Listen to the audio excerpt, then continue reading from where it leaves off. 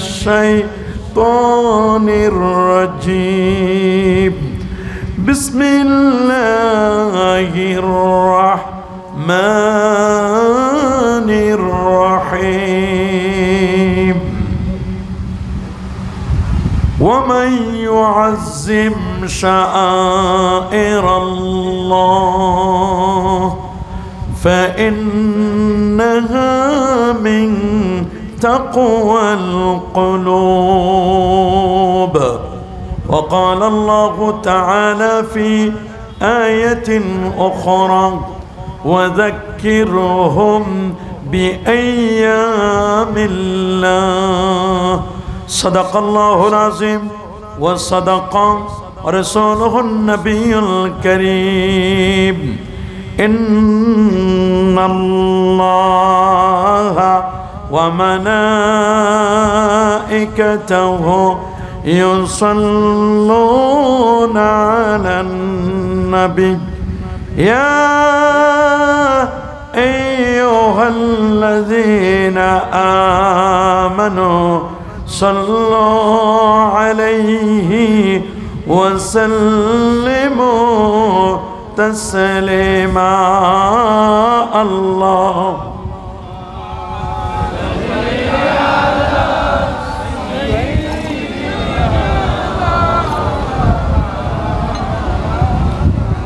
وعلى آل سيدنا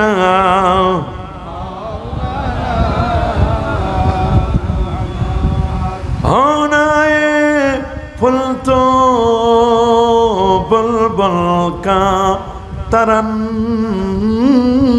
بھی نہ ہو، چمنے دہر میں کلیوں کا تبسم بھی نہ ہو، بلغ العلا بکمالہ کشف الدجا حسنت الجمیع صلوا وأحسن منك لم ترى قط عيني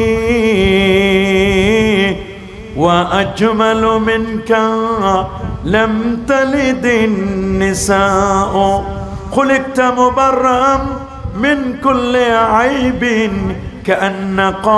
كأنك قد خلقت كما تشاء، بلغ العلا كشف الدجى حسنت الجميع صلوا। আসুন একটু মহব্বতে জিকির করি লা ইলাহা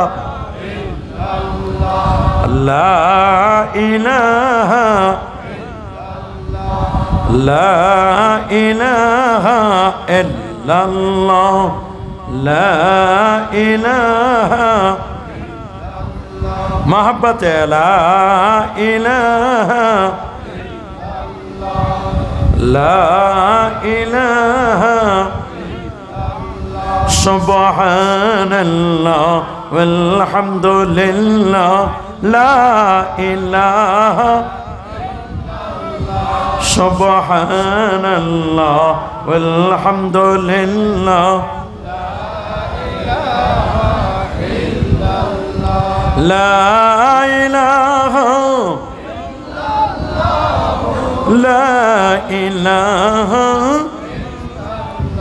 حسبي ربي جل الله ما في قلبي غير الله نور محمد صلى الله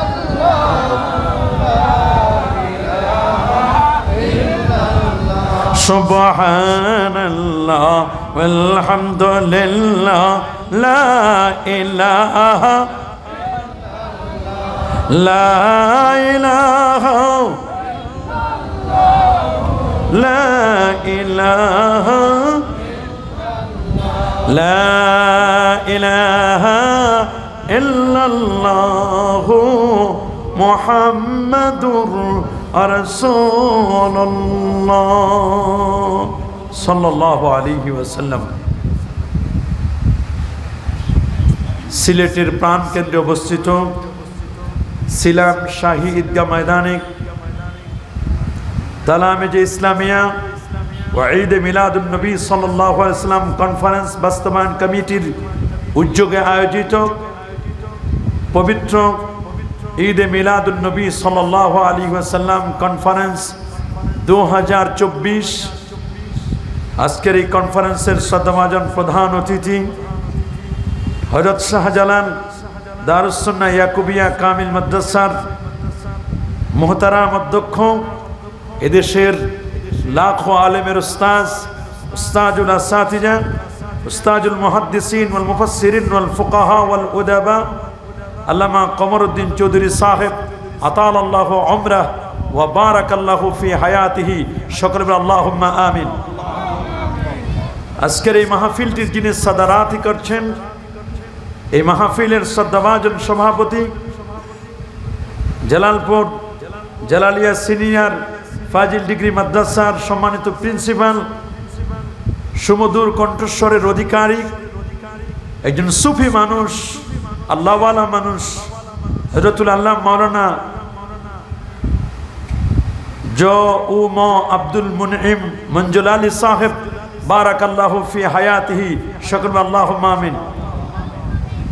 আজকের মাহফিলের বিশেষ অতিথি এবং এই মাহফিলের আমন্ত্রিত উলামায়ে কেরাম, ফুদালায়ে আযম, এলাকার গণ্যমান্য ব্যক্তিবর্গ, এলাকার চাকরিজীবী ও ব্যবসায়ী ভাইয়েরা, যুবক বন্ধুরা, ছোট্ট সোনামণিরা, পর্দার আড়ালে অতি সম্মানিতা মা ও বোনেরা, আপনাদের সকলকে অন্তরের অন্তঃস্থল থেকে জ্ঞাপন করছি মোবারকবাদ।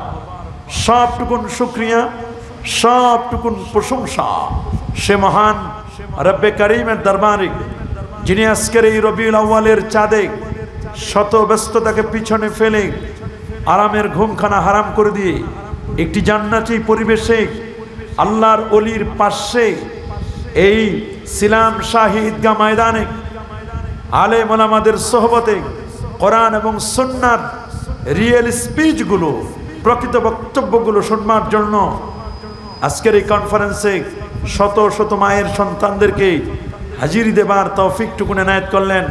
আসুন আমরা সকলে সর্বোচ্চ শক্তি দিয়ে দারাজ কণ্ঠে প্রাণ খুলে দেল মন উজাড় করে হৃদয়ের সবটুকুন আবেগ আর অনুভূতিকে উচ্ছ্বাস করে হৃদয়ের বদ্ধ কপাটকে উন্মোচন করে দিয়ে ইসলামের বলে বলিয়ান হয়ে, ইসলামের তেজে তেজিয়ান হয়ে আকাশ ও বাতাসকে মুখরিত করে রাতের নিস্তব্ধতাকে ভঙ্গ করে সিংহ শার্দুলের মতো আওয়াজ তুলে পুরো সূচিত কণ্ঠের সাথে কণ্ঠ মিলিয়ে কালিমাতুর শুকুর আদায় করে সবাই একবার পড়ছি আলহামদুলিল্লাহ। আর জোরে বলি আলহামদুলিল্লাহ। লাখ কোটি তার চারও অনেক অনেক গুণ বেশি দরুদ আর সালাম পেশ করছি আল্লাহর সৃষ্টির প্রধান আকর্ষণ, কুল কায়নাতের নবী, আকা মাওলা, তাজদার মদিনা, সুলতান মদিনা, শামসুদ দুহা, বদরুদ দুজা, নূরুল হুদা, সাহিব কাবা কৌসাইন আও আদনা, রাসূলুস সাকালাইন, ইমামুল হারামাইন, ইমামুল কিবলাতাইন, ইমাম জাদ্দিন হাসান ওয়াল হুসাইন রাদিয়াল্লাহু তাআলা আনহুমা, আফতাব নবুওয়া, শাহানশাহি রিসালা, নূরে মুজাসসাম, হুজুর আকরাম, নূরুন আলা নূর, হাবিবুনা, শফিউনা, কুদওয়াতুনা, মুরশিদুনা মুহাম্মাদুর রাসূল সাল্লাল্লাহু আলাইহি ওয়াসাল্লামের পর বিনা দরখাস্তে যে নবীর উম্মত হবার সৌভাগ্য আমাদের নসিব হয়েছে, যিনি আমাদেরকে এতিম করে সোনার টুকরা জমিন আল মদিনা আল মুনাওয়ারার সেই পুত পবিত্র ভূমিতে যিনি শায়িত আছেন। WHO ওয়ার্ল্ড হেলথ অর্গানাইজেশন, বিশ্ব স্বাস্থ্য সংস্থা রিপোর্ট দিয়েছেন এই পৃথিবীর সেফটি অ্যান্ড সিকিউরিটি, নিরাপত্তার যে শহরটি, সেই শহরটির নাম হচ্ছে আল মদিনা আল মুনাওয়ারা। আল্লাহু আকবার বলেন।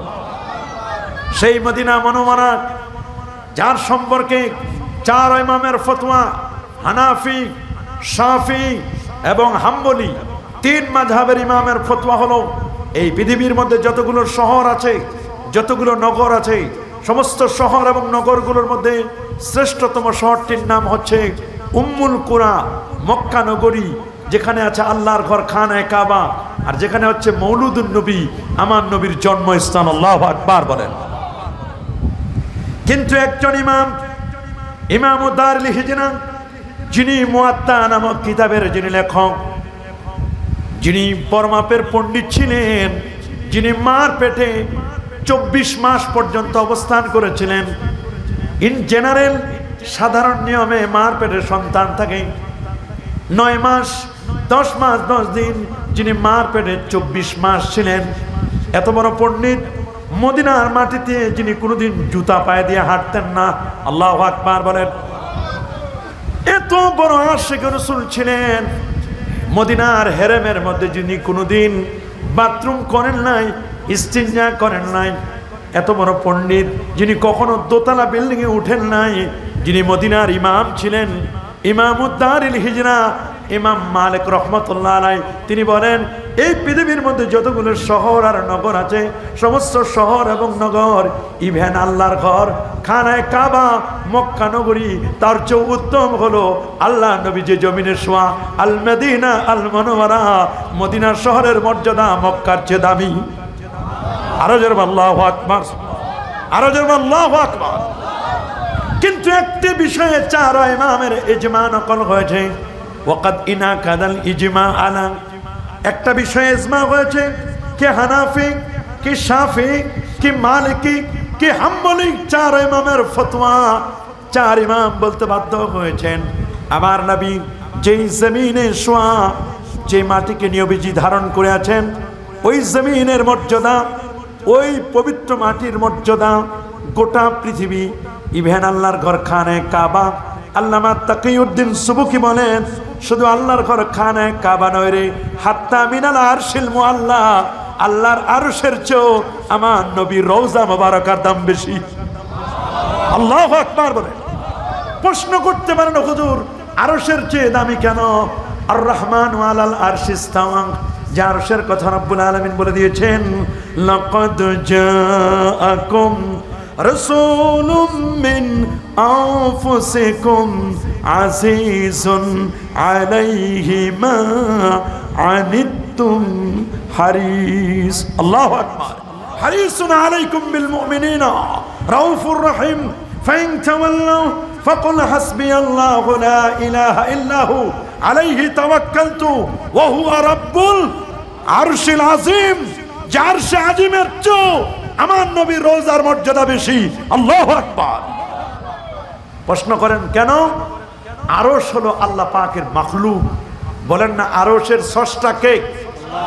আরো জোরে সবার মুখে, আরশ সৃষ্টি করেছেন কে? হাত দুটো উঁচু করে দেখান কে? আরেকটু জোরে বলি কে? আরশের স্রষ্টা হচ্ছেন আল্লাহ। আরশটা হলো মাখলুক, আর আমার নবীও মাখলুক। হাদিসের মধ্যে আসছে, ফাতওয়ার কিতাবের মধ্যে আসছে, সমস্ত সৃষ্টি জগতের সেরা হলেন আমার নবীজি। তা আরশ যদি মাখলুক হয়, আরশের চেয়েও তো নবীর দাম বেশি। যেহেতু নবী সাইয়্যিদুল খালায়েক ওয়াল বাশার, সেই নবীর উম্মত হিসেবে আজও পর্যন্ত আমরা পরিচয় দিতে পারছি। আসুন আরেকটি বার শুকরিয়া আদায় করে পড়ি আলহামদুলিল্লাহ। যারা বলে আল্লাহু আকবার। আমি দেখতে পাচ্ছি প্রথমে এখানে লেখা হয়েছে পবিত্র ঈদে মিলাদুন নবী সাল্লাল্লাহু আলাইহি সাল্লাম কনফারেন্স। আলহামদুলিল্লাহ, নতুন সংযোজন হয়েছে, কনফারেন্স হচ্ছে এখন। আগে হতো মাহফিল, আগে হতো তাফসীরুল কোরআন মাহফিল, ইসালে সওয়াব মাহফিল। একটু নতুন স্বাধীন বাংলাদেশের নতুন স্বাধীনতা পেয়ে আমরা আমাদের শব্দগুলোকে আমরা অনেক আধুনিকায়ন করেছি। আলহামদুলিল্লাহ বলেন। প্যারা হাজিরিন, যদিও মনে রাখতে হবে নবীর এই যে কনফারেন্সটি, ঈদে মিলাদুন নবী সাল্লাল্লাহু আলাইহি ওয়াসাল্লামের কনফারেন্স, এটির শুরুতে একটি পবিত্র শব্দ ব্যবহার করা হয়েছে। এর দ্বারা বুঝতে বাকি নাই যে আল্লাহ নবী যেমন পুত পবিত্র ছিলেন, নবীর এই কনফারেন্সটি যেখানে নবীজির শান ও মান গাওয়া হবে, যেখানে নবীর আলোচনা হবে, নিঃসন্দেহে সেই কনফারেন্সটি বরকতময় কনফারেন্স। আল্লাহু আকবার। আপনারা সকলে জানেন বর্তমান যে যুগটি, এটি একটি প্রযুক্তি বিজ্ঞান, computer, internet, mobile, telephone, telegraph, telescope ও ডিজিটালের যুগ। এই যুগের মানুষ অত্যন্ত সচেতন, নানা মনের, নানা চিন্তার, নানা দৃষ্টিভঙ্গির মানুষ এই পৃথিবীতে বাস করছে। যত মাথা তত মত পথ তৈরি হয়েছে। আজকের এই পৃথিবীতে আমরা যারা বসা, এই পৃথিবীর আয়তন হচ্ছে 51,01,05,000 বর্গ কিলোমিটার। এই পৃথিবী চলছে প্রায় 455 কোটি বছর ধরে। আল্লাহু আকবার বলেন। 455 কোটি বছর ধরে এই পৃথিবীর চলমান। সৈয়দুনা আদম সফিউল্লাহ থেকে পর্যন্ত প্রায় 10,500 বছর ধরে পৃথিবী আবাদ হচ্ছে। গোটা বিশ্বজগতে 195টির মতো রাষ্ট্র, যার 193টি জাতিসংঘের সনদপ্রাপ্ত। গতকালকের রিপোর্ট, গোটা পৃথিবীতে এবছর প্রায় 161টি দেশে পবিত্র ঈদে মিলাদুন নবী উদযাপিত হয়েছে। আল্লাহু আকবার বলেন।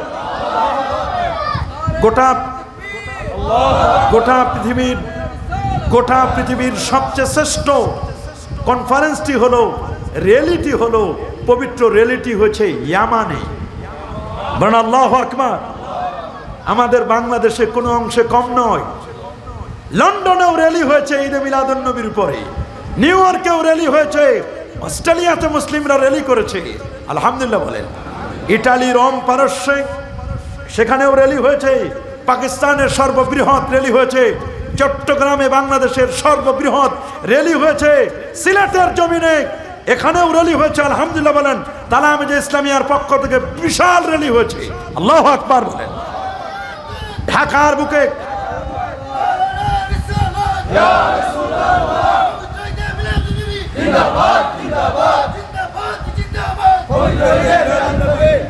বুকে অনেকগুলো র্যালি হয়েছে। উল্লেখযোগ্য সারসিনা দরবার থেকেও বাংলাদেশ ছাত্র হিজবুল্লাহর উদ্যোগে সেখানে র্যালি হয়েছে, এবারেই প্রথম। আল্লাহু আকবার বলেন। আর একদল দোস্ত বুজুর্গ আমার যারা বলেন র্যালি করা ঈদে মিলাদুন নবী উপলক্ষে র্যালি করা বিদআত, যেটির দলিল তারা খুঁজে পায় না, এই দোস্ত বুজুর্গরা ফেনীর শহরে শহরে অলিতে গলিতে মিলাদুন নবী, ঈদে মিলাদুন নবীর র্যালি না করলেও ওইটার একটা প্যারালাল তৈরি করে, ওটার অপোজিট তৈরি করে ওইটাকে সিরাতুন নবীর র্যালি করেছে। হোক না, যে নবীর মিলাদ সেই নবীর সিরাত একই তো জিনিস, র্যালি তো হয়েছে। আল্লাহু আকবার বলেন। আমরা খুশি হয়েছি দোস্ত, সিরাতুন নবীর র্যালি করো আর মিলাদুন নবীর র্যালি করো। এই বছর 2024 সিরাতুন নবীর র্যালি হয়েছে। আল্লাহ যদি সুবুদ্ধি মাথায় দেয় তাহলে হয়তো বা 2025 ঈদে মিলাদুন নবীর র্যালিও করতে পারো তোমরা। এতদিন নাজায়েজ বলেছো, হারাম বলেছো, বেদাত বলেছো, একটু বেদাতটা একটু চেঞ্জ হয়ে গেছে, শুধু সুইচ অন অফ হয়ে মিলাদুন নবীকে পরের স্টেজে আসছো সিরাতুন নবীতে। এর আগের একটা স্টেজ শুধু বাকি। তবে আমরা বলবো আগে হচ্ছে মিলাদ, তারপর হচ্ছে সিরাত। আগে হচ্ছে দুধ, তারপর সর, ঘি, মাখন। দুধে নাই তো সর পাবা কই? আগে মিলাদ, তারপর সিরাত। আল্লাহু আকবার। আগে জন্ম, তারপর আদর্শ। জন্ম না হলে আদর্শ হবে কেমনে? মনে রাখবেন, মিলাদুন নবী এটি আলোচনার বিষয়, এটি মান্য করার বিষয় নয়। এটি আমরা আলোচনা করব, ডিসকাস করব, আমরা এটি নিয়ে বিভিন্ন ধরনের কথা বলবো। নবীর জন্ম বৃত্তান্ত নিয়ে আমরা আলোচনা করব। আর সিরাতুন নবী, নবীর আখলাক, নবীর ক্যারেক্টারিস্টিক, নবীর আচার আচরণ, নবীর সুন্নাহ, নবীর উসওয়া, নবীর আইডিওলজি, এগুলো আমরা from beginning to end, cover to cover, নবীর 63 বছরের প্রতিটি সেকেন্ড, প্রতিটি মিনিট, প্রতিটি ঘন্টা, প্রতিটি দিন, প্রতিটি সপ্তাহ, প্রতিটি পক্ষ, প্রতিটি মাস, প্রতিটি বছর, প্রতিটি মুহূর্ত, প্রতিটি লাহাজা, প্রতিটি ন্যানো সেকেন্ড, এটি শুধু আলোচনা নয়, বরং এটা আপনার up to bottom, top to bottom, আপাদ মস্তকে ঘুমাতে গেলেও এটা শুধু আলোচনা নয়, বরং এটাকে বাস্তবায়ন করাই হলো সিরাতুন নবীর মূল থিম। আল্লাহু আকবার বলেন। কিন্তু দোস্ত, এক মাস খুব জাঁকজমক করে সিরাতুন নবী মাহফিল করলাম, আর বাকি 11টি মাস তাফসীরুল কোরআন মাহফিল করলাম, তাতেও আমরা খুশি। কমপক্ষে এক মাস তো মেনে নিলাম। আল্লাহু আকবার। তোমাদেরকে মোস্ট ওয়েলকাম, মোস্ট ওয়েলকাম। এই জন্য ইয়ামানের একজন প্রখ্যাত শায়েখ হাবিব আলী আল জিফরি আল ইয়ামানি, উনি বর্তমান যুগের শ্রেষ্ঠ আলেমদের একজন। উনি বলেছেন, যারা নবীর ঈদে মিলাদুন নবীকে মেনে নেয় তারাও নবীর শান গায়, নবীর জন্মে আসরুর ওয়াল ফারহ, তারা আনন্দিত হয়, ওয়াল বাশাশা, তারা আনন্দিত হয়, নবীর জন্মে খুশি হয়, ঈদে মিলাদুন নবী পালন করে। আর যারা নবীর ঈদে মিলাদুন নবী পালন করে না, নবীর বিরোধিতা করতে চায় ঈদে মিলাদুন নবীর, তারাও আমার নবীকে নিয়ে আলোচনা করে। নবীর সারা বিরোধিতা করা যায় না। উনি বলছেন, পক্ষে যারা করে তারাও নবীর শান গায়, বিপক্ষে যারা করে তারাও নবীর শান গায়। আল্লাহু আকবার বলেন। আর আপনি আর আমি নবীর শান না গাইলেই বা নবীর কি হয়? কথা বলে না কেন? এই যে ছিলাম শহীদ ময়দানে, আমরা যদি নবীজির ঈদে মিলাদুন নবীর কনফারেন্স না করতাম, এতে নবীর কোনো যায় আসতো? বরং আমরা নবীর ঈদে মিলাদুন নবী পালন করে আমরা নিজেকে ভাগ্যবান মনে করছি। কথা বলেন। এই পৃথিবীর যত কবি, যত সাহিত্যিক, যত লেখক, যত বক্তা, যত রাইটার, যত পীর, যত ওলি, যত গাউস, যত কুতুব, যত আবদাল, যত আখিয়ার, যত আওতাদ, যত মুফাসসির, যত মুহাদ্দিস, যত মুফতি, যত ফকি, যত আদিব, যারাই আমার নবীর শান গাবে, নবীর মর্যাদা না বরং নিজের মর্যাদা বাড়িয়ে যাবে। আল্লাহু আকবার বলেন। এটা আপনাকে বুঝতে হবে। নবীর শান যারা গায় তাদের মর্যাদা বেড়ে যায়। যারা নবীর মর্যাদা আর কি গাইবে? যেখানে আমার আল্লাহ কি চমৎকার করে নবীর মর্যাদা গাইছেন। আল্লাহু আকবার। ওয়া রাফা'না লাকা যিকরাক। নবী গো, আমি আপনার জিকির আলোচনা সমুন্নত করেছি। কেমন সমুন্নত করেছি? এত উপর পর্যন্ত উঠিয়েছি যেখানে কেউ আগেও কেউ আসে নাই, পরে কেউ আসবে না, আর নেক্সটে আসার কোনো সুযোগও নাই। আল্লাহু আকবার বলেন। জোরে বলেন আল্লাহু আকবার। আমরা তো একদিন ব্যাপী ঈদে মিলাদুন নবী সাল্লাল্লাহু আলাইহি ওয়াসাল্লাম উদযাপন করলাম, বা আমরা একদিন ব্যাপী করি। অনেক জায়গায় 12 দিন ব্যাপী হয়। কয়দিন ব্যাপী? অনেক জায়গায় 3 দিন ব্যাপী হয়, অনেক জায়গায় 5 দিন ব্যাপী হয়, আরেক জায়গায় দেখলাম 90 দিন ব্যাপী। মাশাআল্লাহ, কিছু খারাপ না তো। কেউ 93 দিন ব্যাপী। আর অনেক জায়গায় দেখলাম যে না, দীর্ঘ সময় পর্যন্ত করছে। ওয়ান টাইম কিছু সময়ের জন্য নবীর ঈদে মিলাদুন নবী পালন করছে। ভারতের হায়দ্রাবাদে ঈদে মিলাদুন নবী উদযাপন করলো 1 মাস ব্যাপী। আল্লাহু আকবার বলেন। আরো যেরকম আল্লাহু আকবার। ভারতের হায়দ্রাবাদ সফর মাসের 1 তারিখ থেকে নিয়ে রবিউল আউয়াল মাসের 1 তারিখ পর্যন্ত দীর্ঘ 1 মাস ব্যাপী তারা প্ল্যান দিল। প্ল্যান দিয়ে বলল, কে কত সুন্দর করে আমার নবীর শানে কবিতা রচনা করতে পারে। সরকারি, বেসরকারি, আধা সরকারি, স্কুল, কলেজ, ইউনিভার্সিটি, অফিস, আদালতের কর্মকর্তা কর্মচারী সবার জন্য ওপেন। তোমরা নবীর শানে কবিতা লেখো। কে সুন্দর করে কত ভালো করে কবিতা লিখতে পারো। আল্লাহু আকবার। কবিতা লিখতে লিখতে কত কবি না কবিতা লিখেছেন। ইয়া সাহিবাল জামাল ইয়া সাইয়্যিদাল বাশার মিন ওয়াজহিকাল মুনির লাকাদ নাওয়ারাল কমার লা ইউমকিনু সানাউ কামা কানা হাক্কুহু বাদ আজ খোদা বুজুর্গ তুই কিসসা মুখতাসার। আল্লাহু আকবার বলেন। কবিতা লিখেছেন, ওয়াহসানু মিনকা লাম তারা কাত্তু আইনি ওয়াজমালু মিনকা লাম তালিদিন নিসা খুলিকতা মুবাররাম মিন কুল্লি আইবিন কান্নাকা কদ খুলিকতা কামা তাশা। আল্লাহু আকবার। ভারতের হায়দ্রাবাদে যারা কবিতা লিখলো তারা 1 মাস পরে কবিতা জমা করলো। 1,13,000 কবিতা জমা হলো। বলেন আল্লাহু আকবার। কত হাজার বাবা? 1,13,000 কবিতা জমায়েত করলো আমার নবীর শানে। পহেলা রবিউল আউয়ালের পর থেকে নিয়ে দসরা রবিউল আউয়াল থেকে 10ই রবিউল আউয়াল পর্যন্ত প্রায় 8 দিন ব্যাপী জাস্টিফাই করা হলো, যাচাই বাছাই করা হলো কোন কবিতাটিকে আমরা ফাইন্ড আউট করব। ওরা 1,13,000 কবিতা থেকে বাছাই করলো 50,000 কবিতা। সুবহানাল্লাহ বলেন। 50,000 কবিতা থেকে বাছাই করলো 25,000, সেখান থেকে বাছাই করলো 1,000 কবিতা। 1,000 কবিতা থেকে বাছাই করলো 50টি কবিতা। 50টি কবিতা থেকে বাছাই করলো 25টি। 25টি থেকে বাছাই করলো 10টি কবিতা। 10টি কবিতাকে তারা রিওয়ার্ডস দিবে, পুরস্কৃত করবে, ইনাম দিবে। 10টি কবিতা সেখান থেকে বাছাই করলো 5টি। 5টি থেকে বাছাই করলো 3টি। 3টি থেকে বাছাই করলো তারা 1টি কবিতা, যে কবিতাটি ফার্স্ট হলো। এবং এই কবিতাটি লিখেছিলেন কোন মাদ্রাসার প্রিন্সিপাল, মুহাদ্দিস, মুফাসসির নয়, কোনো চিফ গেস্ট, কোনো প্রধান অতিথি, কোনো বক্তা নয়।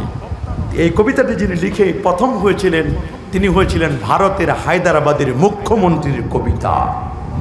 আল্লাহু আকবার বলেন। মুখ্যমন্ত্রীর কবিতা প্রথম হলো। আমার দেশের মন্ত্রীরা সুযোগ পাইলে কলমের খোসায় নবীর শানে বেয়াদবি করে, কথা বলেন। তবে মনে রাখো, যারাই বেয়াদবি করেছে এই জমিনে তাদের ঠাঁই হয় নাই, ওরা এই জমিনে থাকতে পারে নাই।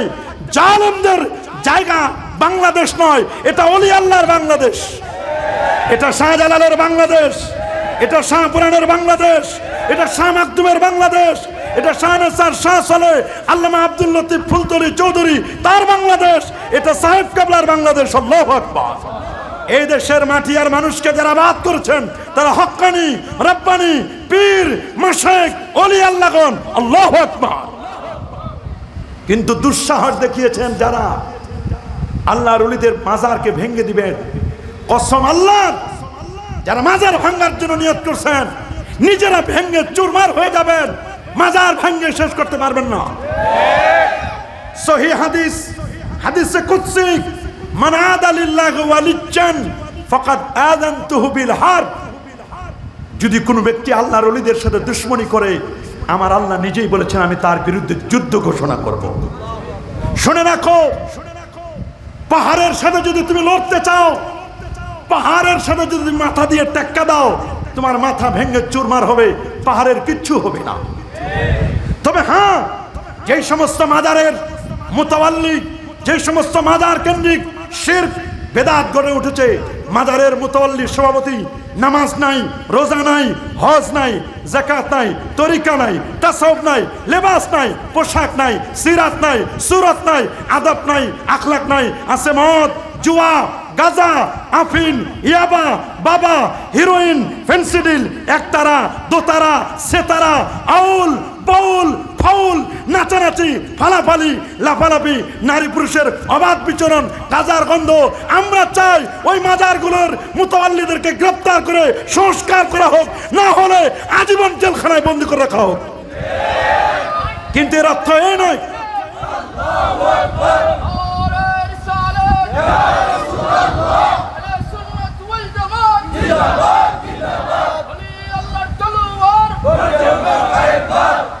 তবে এই নয় মাথায় উকুন হয়েছে মাথা কেটে ফেলবো তা নয়, বরং উকুন দূর করার জন্য উকুন নাশক শ্যাম্পু ব্যবহার করুন। কথা বলেন। কাপড়ে ময়লা লেগেছে এই জন্য কাপড় ফেলে দিব না, কাপড়ের ময়লা দূর করার জন্য সার্ফ এক্সেল ব্যবহার করুন।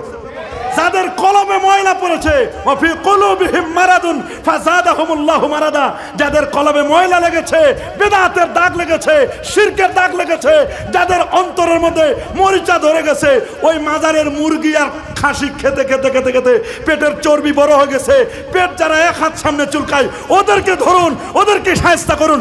মাজারওয়ালার কোনো অপরাধ নাই। মাজারের কাছে যাওয়া সুন্নাত। বলেন মাজারের কাছে যাওয়া কি? বলেন না মাজারের কাছে যাওয়া কি? রাসূল নিজেই তার আম্মা জানের কবরের পাশে গিয়েছেন। সহিহ মুসলিমের বর্ণনা, ইন্না রাসূলুল্লাহ সাল্লাল্লাহু আলাইহি ওয়াসাল্লাম যারা কবর উম্মি বাকা ওয়া বাকা মান হাওলা, আমার নবী নিজেই তার আম্মা জানের কবর জিয়ারত করেছিলেন। নবীজি আমার নিজে কেঁদেছেন, সাহাবায়ে কেরামও কেঁদেছেন। নবীজি প্রত্যেকটি বছরের মাথায় নবীজি সাইয়্যিদুশ শুহাদা ওই উহুদ পাহাড়ের পাশে আমির হামজা রাদিয়াল্লাহু তাআলা আনহুর মাজার তিনি জিয়ারত করতেন। আল্লাহু আকবার। নবীজি জান্নাতুল বাকিতে যেতেন, আল্লাহ নবী এদের কাছে যেতেন। নবীজি নিজেও হাদিস বলেছেন, কুনতু নাহাইতু মান জিয়ারাতিল কবর, আমি তোমাদেরকে এককালে কবর জিয়ারত করতে নিষেধ করতাম। আল আন ফাজুরুহা, তোমরা এখন কবর জিয়ারত করো। ফাইন্নাহা তুযাক্কিরুল মাউতা, ওরে কবর জিয়ারত করলে মৃত্যুর কথা মনে পড়ে। তুযাক্কিরুল আখিরা, আখিরাতের স্মরণিকা হয়। ওয়া তুজাহিদু আনিদ দুনিয়া, লোকটি দুনিয়া থেকে বিমুখে আল্লাহর দিকে মনোনিবেশ করে। কবর দেখলেও সওয়াব। বলেন না কবর দেখলেও কি? সবাই বলেন কবর দেখলেও কি? কবরওয়ালাকে টাকা দেওয়ার কোনো প্রয়োজন নাই। টাকা দিব কবরের পাশে, মাজারের পাশে এতিমখানা থাকলে, হেফজখানা থাকলে, মুসাফিরখানা থাকলে, গরিব দুঃখী অনাথ দুস্থ এতিমদেরকে টাকা দিব। কবরওয়ালার টাকার কোনো দরকার নাই। আর ওই টাকা বিদেশে চলবেও না, ওই দেশে। আলমে বরজকে বাংলাদেশের টাকা চলবে নাকি? তাহলে আপনি কেন টাকাটা দিচ্ছেন ওখানে? কবরে এত মশারি দিবেন না, কারণ কবরওয়ালার মশারির কোনো দরকার নাই। মশারি যার দরকার তারে মশারি দেন। কবরওয়ালার সামনে চাদর দিয়ে ভরে দেন, ওর তো চাদর দরকার নাই। যার চাদর দরকার শীতকালে তাকে চাদর দেন। কথা বলেন। কবরের দিকে টাকা নিক্ষেপ করার কোনো প্রয়োজন নাই। কবরে ফুল দিয়ে বাসর ঘর বানানোর দরকার নাই। বরং যেই টাকা দিয়ে আপনি বাসর ঘরের মতো ফুলের এরকম বিশাল পশরা সাজাচ্ছেন, ফুল দেওয়া আমি নাজায়েজ বলছি না, সেটা সিস্টেম অনুযায়ী আপনি গাছের ডাল গাড়েন, সেটা অন্য কথা। অথবা কেউ কেউ এটাকে জায়েজের কথা বলেছেন। আমার টার্গেট হলো 2.5 লক্ষ 3 লক্ষ টাকা দিয়ে মাঝের আপনি ফুল দিয়ে বাসর ঘর বানানোর চেয়ে ফেনী, লক্ষ্মীপুর ওই অঞ্চলের মানুষগুলোকে বন্যা পরবর্তী তাদেরকে একটা বাড়ি ঘর বানায় দেন, এতে উপকার বেশি হবে। কথা বলেন। শীতকালে গরিব দুঃখীদেরকে আপনি কম্বল দেন, তাতে বেশি লাভ হবে। ওই ওলি আল্লাহর নামে আপনি 100টা আম গাছের চারা লাগাই দেন, অথবা যে কোনো ফুলের গাছের চারা লাগাই দেন, অথবা ফল গাছের চারা লাগাই দেন, এটা খেয়ে পশু পাখি বাঁচবে। আল্লাহু আকবার বলেন। যদি মাজারের কাছে যাওয়া, মাজার পূজা হতো, জগৎ বিখ্যাত ইমাম আবু আব্দুল্লাহ আমিরুল মুমিনিন ফিল হাদিস আবু আব্দুল্লাহ মুহাম্মদ ইবনে ইসমাইল ইবনে ইব্রাহিম ইবনে মুগীরা আল বারদাসবাল জুফি আল ইয়ামানি আল বুখারী রাহিমাহুল বারী, তিনি আমার নবীর মাজারে যেতেন না, নবীর রোজার পাশে গিয়ে বুখারী শরীফ লিখতেন না। শুনুন, ইমামুন আল আজম আবু হানিফা নোমান ইবনে সাবিত রাদিয়াল্লাহু তাআলা এত বড় পণ্ডিত ছিলেন, 100 বার যিনি আমার আল্লাহকে স্বপ্নে দেখেছিলেন, 40টি বছর যিনি এশারে যদি ফজর পড়েছিলেন, সুবহানাল্লাহ বলেন, 55 বার আমার নবীজি রওজা মোবারক জিয়ারত করেছিলেন, 61 খতম কোরআন মাজিদ তেলাওয়াত করেন রমজান কারিমে, 12,70,975টি মাসআলা বের করেছেন কোরআন এবং সুন্নাহ থেকে। এত বড় পণ্ডিত ছিলেন, এত বড় পণ্ডিত ছিলেন বাবা। 6,500 ওস্তাদ, 90,000 ছাত্র, এতগুলো ছাত্র বানালেন, লক্ষ লক্ষ ভক্ত মুরিদান বানালেন, যার ইন্তেকালের পরে 7,000 বার কোরআন মাজিদ খতম করা হয়েছিল। আল্লাহু আকবার বলেন। যিনি জেলখানায় বসে হাজার হাজার মুফতি বানিয়েছিলেন, 300 তাবি থেকে জ্ঞান লাভ করেছেন, 8 জন সাহাবীর থেকে জ্ঞান অন্বেষণ করেছিলেন। 80 হিজরিতে জন্ম, 150 হিজরিতে যখন ইন্তেকাল করলেন, ইমাম শাফি সেদিন জন্ম নিলেন। আল্লাহু আকবার বলেন। ইমাম আজমের যেদিন ইন্তেকাল, ইমাম শাফি মুহাম্মদ ইবনে ইদ্রিস শাফির সেদিন জন্ম। জন্মের পরে বড় হলেন, বড় হওয়ার পরে কিতাবাদি পড়লেন। ইমাম আজম আবু হানিফার ফায়েজ তাওয়াজ্জুহ নেওয়ার জন্য, তার মানাকিব জানলেন, জানার পরে তার ফায়েজ তাওয়াজ্জুহ নেওয়ার জন্য সুদূর ফিলিস্তিন থেকে ইমাম শাফি চলে আসলেন ইরাকের কুফা নগরীতে। আল্লাহু আকবার বলেন। ইরাকের কুফা নগরীতে আসলেন মাজার জিয়ারত করার জন্য। ইমাম শাফি যিনি কিতাবুল উম লিখেছেন, যিনি একটা মাসআলা বের করার জন্য আল্লাহর কোরআনটাকে 200 বার খতম করতেন। একটা মাসআলা বের করার জন্য আল্লাহর কোরআন খতম করছে কয়বার? আমরা কয়বার খতম করি? আমাদের তো কোনো হুঁশে নাই। কোরআন শুধু আস্তে আস্তে করে শুধু পড়ে যায়।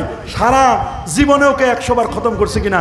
আর উনি একটা মাসআলা বের করার জন্য আল্লাহর কোরআন মাজিদটাকে 200 বার খতম করেছেন। সেই ইমাম আজম আবু হানিফার কবরের পাশে ইমাম শাফি এক মাসআলা বের করার জন্য 200 বার কোরআন খতম করেনওয়ালা ব্যক্তি ইমাম আজমের কবরের পাশে, মাজারের পাশে এসে বললেন, ইন্নী লা আতাবাররাকু কবরা নোমান, আমি আবু হানিফার কবর থেকে ফায়েজ নেওয়ার জন্য, বরকত নেওয়ার জন্য আমি এখানে আসছি। যদি ইমাম আজমের মতো ব্যক্তির কবর থেকে ইমাম শাফির মতো ব্যক্তি ফায়েজ তাওয়াজ্জু নিতে পারে, উনাদের চেয়ে ফায়েজ দরকার আমাদের বেশি। কথা বলেন না, উনাদের বেশি দরকার না আমাদের বেশি দরকার? আমরা গুনাহগার, আমরা পাপী তাপী নাখান্দা নালায়েক, আমাদের গুনাহ বেশি। আল্লাহর ওলিদের থেকে ফায়েজ তাওয়াজ্জু নেওয়া দরকার আমাদের বেশি। হযরতের শাহজালাল, হযরতের শাহপুরানের মাজার থেকে আমরা বেশি ফায়েজ তাওয়াজ্জু নিতে চাই, এটা আমাদের দরকার বেশি। আপনারা বলেন, উনি যদি ইমাম শাফি যদি ইমাম আজমের কবর থেকে ফায়েজ নিতে পারে, বরকত নিতে পারে, আমাদের দরকার আছে না ওলি আল্লাহর মাজারে যাওয়ার? কি হাত তুলে দেখান না, আমরা কি ওলি আল্লাহদের মাজারে যাব? যাব তো ইনশাআল্লাহ। আমরা ওলি আল্লাহদের মাজারে যাব। মাজার পূজা নয়, মাজার হবে, বলেন মাজার হবে জিয়ারত। এ কথাটি বলে দিলাম কারণ শুনেছি সিলেটের জমিনে শাহপুরানের মাজারে হামলা হয়েছিল। কথা বলেন, জোরে বলেন। সিলেটে এসে আরেকজন বলেছিল সিলেট নাকি মারকাজুশ শিরক, এটা নাকি শিরকের মারকাজ। ও জানে না এটা হচ্ছে মারকাজুশ শিরক নয়, মারকাজুত তাওহীদ ওয়াল রিসালা ওয়াল ঈমান ওয়াল আমাল ওয়াস সুন্নাহ। আল্লাহু আকবার। বরং আল্লাহর হাবিবের সুন্নাহ এই সিলেট জমিনের চর্চা করা হয়, যেখানে 360 ওলি এখানে এসেছিল। ঈমানের চর্চা হয় সিলেটের জমিনে। সুবহানাল্লাহ বলেন। সিলেটের জমি নবীর সুন্নাহর ইহয়ায়ে সুনান, সুন্নাহকে জিন্দা করার জায়গা হলো সিলেট। আল্লাহু আকবার। সিলেটের জমিনে আল্লাহর ওলির তরবারি এখনো আছে না নাই? যদি ভেজাল করো তরবারি আবার কোষমুক্ত করা হবে, কাউকে ছাড় দেওয়া হবে না। সমস্ত বেদাতকে মূলোৎপাটন করা হবে, সুন্নিয়াতকে আহলে সুন্নাহ ওয়াল জামাআহ, কোরআন সুন্নাহ ইজমা কিয়াসের রাজ আবার কায়েম করা হবে সিলেটের জমিনে। গৌর গোবিন্দের বিরুদ্ধে যেমন যুদ্ধ হয়েছিল, তাকবীর হয়েছিল, যদি প্রয়োজন হয় আবারও তাকবীর হবে, আবারও আজান হবে, আবারও তরবারি কোষমুক্ত হবে।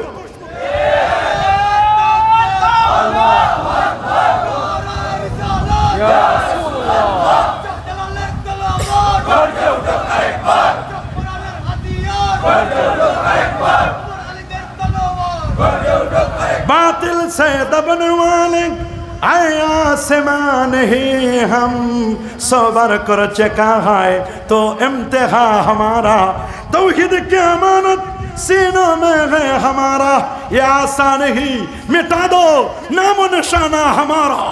अल्लाह अकबर। हम तो मुसलमान हैं, पीछे भागने वाले नहीं, सीनों में सामने सरनगु करने वाले नहीं। আমরা মুসলমানের জাত মাথা নিচু করার জাত নয়, মাথা উঁচু করার জাত আমরা। ওলি আল্লাহর আমাদেরকে মাথা নিচু করতে শিখায় না। হ্যাঁ, যেখানে মাথা নিচু করা দরকার, জিকিরের সময় চক্ষু বন্ধ করে জবানটা নিচু করে দিয়ে একেবারে নাভি থেকে লা ইলাহা কাত ইল্লাল্লাহ, বাম দিকের দুই আঙ্গুল নিচে ইল্লাল্লাহ, আল্লাহ শব্দের এখানে লা ইলাহা ইল্লাল্লাহ, এটা আমাদের শিখায়। কিন্তু আমরা কখনো বাতিলের কাছে মাথা নত করতে আমাদেরকে কখনো শিখাই? শতবারও যদি চেক করো, আমাদের সিনায় আছে তাওহীদ, আমাদের সিনায় আছে রিসালাত। মনে রাখো, যদি সম্ভব হয় শাহজালালের তরবারিটা দেখে আসো, তরবারিতে মরিচা ধরে নাই, এখনো শুধু এখনো চকচক করছে, এখনো বাতিলকে কাটার জন্য প্রস্তুত আছে। তবে আমরা চাই না এটার যত্রতত্র ব্যবহার হোক। ব্যবহার হবে সময় কথা বলবে কখন ব্যবহার করতে হবে। আমরা এখন তসবির সবাকে আছি, কখনো প্রয়োজন হলে তসবির রেখে তরবারি হাতে নেব। কথা বলেন, এক হাতে তরবারি আর এক হাতে তসবিহ, আর মাথায় থাকবে পাগড়ি, কোমরে থাকবে গামছা। কথা বলেন, আমরা কিন্তু সব সময় পূর্ণ প্রস্তুত রয়েছি। তবে আমরা কখনো বাড়াবাড়ি করতে চাই না, আমরা কখনো চুলকায় ঘা করব না। যদি আমাদের কেউ আমাদের আহলে সুন্নাহ ওয়াল জামাতের আকীদার উপরে যদি কেউ চুলকাইতে ঘা করে, ঘায়ের উপর যদি আবার চুলকাইতে চাও, তাহলে আমাদের কাছে ওই চুলকানির মলমও আছে। কথা বলেন, যদি ঈদে মিলাদুন নবীর বিরোধিতা করো, তোমার ভালো লাগে না, তুমি করবে না। তোমার ডায়াবেটিক্স রোগী, তোমার চিনি পছন্দ হয় না, খাইলে ডায়াবেটিস বেড়ে যাবে, দরকার নাই তোমার চিনি খাওয়ার, বাবার চুপ করে থাকো তুমি। তোমার হাই প্রেশার, গরুর গোশত খাওয়ার দরকার নাই, কিন্তু যার লো প্রেশার, গরুর গোশত খেয়ে প্রেশার উঠাতে হয়, যার ডায়াবেটিক্স নাই, তাকে চিনি খাওয়ায়া ডায়াবেটিস তার বাড়াইতে হয়। আমরা চাই নবীর প্রেম বাড়াতে। ঈদে মিলাদুন নবী মুস্তাকিল কোন ইবাদত নয়, বরং নবীর প্রেম হুব্বুর রাসূল সাল্লাল্লাহু আলাইহি ওয়াসাল্লাম ঈমান। নবীর প্রেম হচ্ছে ঈমান। নবীর প্রেমকে জাগ্রত করার জন্য ঈদে মিলাদুন নবী একটা জরিয়া, সিরাত মাহফিল জরিয়া, মিলাদ মাহফিল জরিয়া, মিলাদ কনফারেন্স এটা একটা মাধ্যম। আমরা বলি না এটা স্বতন্ত্র কোনো ইবাদত, বরং স্বতন্ত্র ইবাদত হলো নবীর প্রতি দরুদ পড়া, নবীর প্রেম, হুব্বুর রাসূল, নবীকে সালাম দেওয়া, এগুলো স্বতন্ত্র ইবাদত। ইতআমুত তাম, খাবার খাওয়ানো স্বতন্ত্র ইবাদত। তারপর ইসালে সওয়াব করা, এগুলো স্বতন্ত্র ইবাদত। আমরা কখনো বলি না ঈদে মিলাদুন নবী এটা স্বতন্ত্র কোনো ইবাদত নয়, বরং অনেকগুলো ইবাদতের মাজমুয়া, সামষ্টিক ইবাদতের সমাহার পবিত্র ঈদে মিলাদুন নবী। আল্লাহু আকবার বলেন। এই কথাটুকু বলে দিলাম। অনেক দোস্ত বুজুর্গ আছেন যারা ঈদ শব্দটির ব্যবহার বুঝেন না। ঈদ শব্দটির দুটো ব্যবহার রয়েছে। প্রথমত শরঈ ব্যবহার। শরীয়তে ঈদ হচ্ছে দুটো। বলেন শরীয়তে ঈদ কয়টি? একটি হচ্ছে ঈদুল ফিতর, আরেকটি হচ্ছে ঈদুল আজহা। এই দুই ঈদের নামাজ আছে, তাকবীর আছে, এই দুই ঈদের খুতবা আছে। এই দুই ঈদের মধ্যে এক ঈদে আছে সদকাতুল ফিতর, আর এক ঈদে রয়েছে কুরবানির পশু জবাই করা। সুবহানাল্লাহ বলেন। কিন্তু আমরা যে ঈদের আলোচনা করছি এটা ওই দুই ঈদের চেয়েও আরো শ্রেষ্ঠ ঈদ। তবে এই ঈদটা শরীয়তের ঈদ নয়, বরং শরীয়ত প্রণেতা যাকে পাঠিয়েছেন তার জন্মে খুশি হওয়া শাব্দিক অর্থে ঈদ।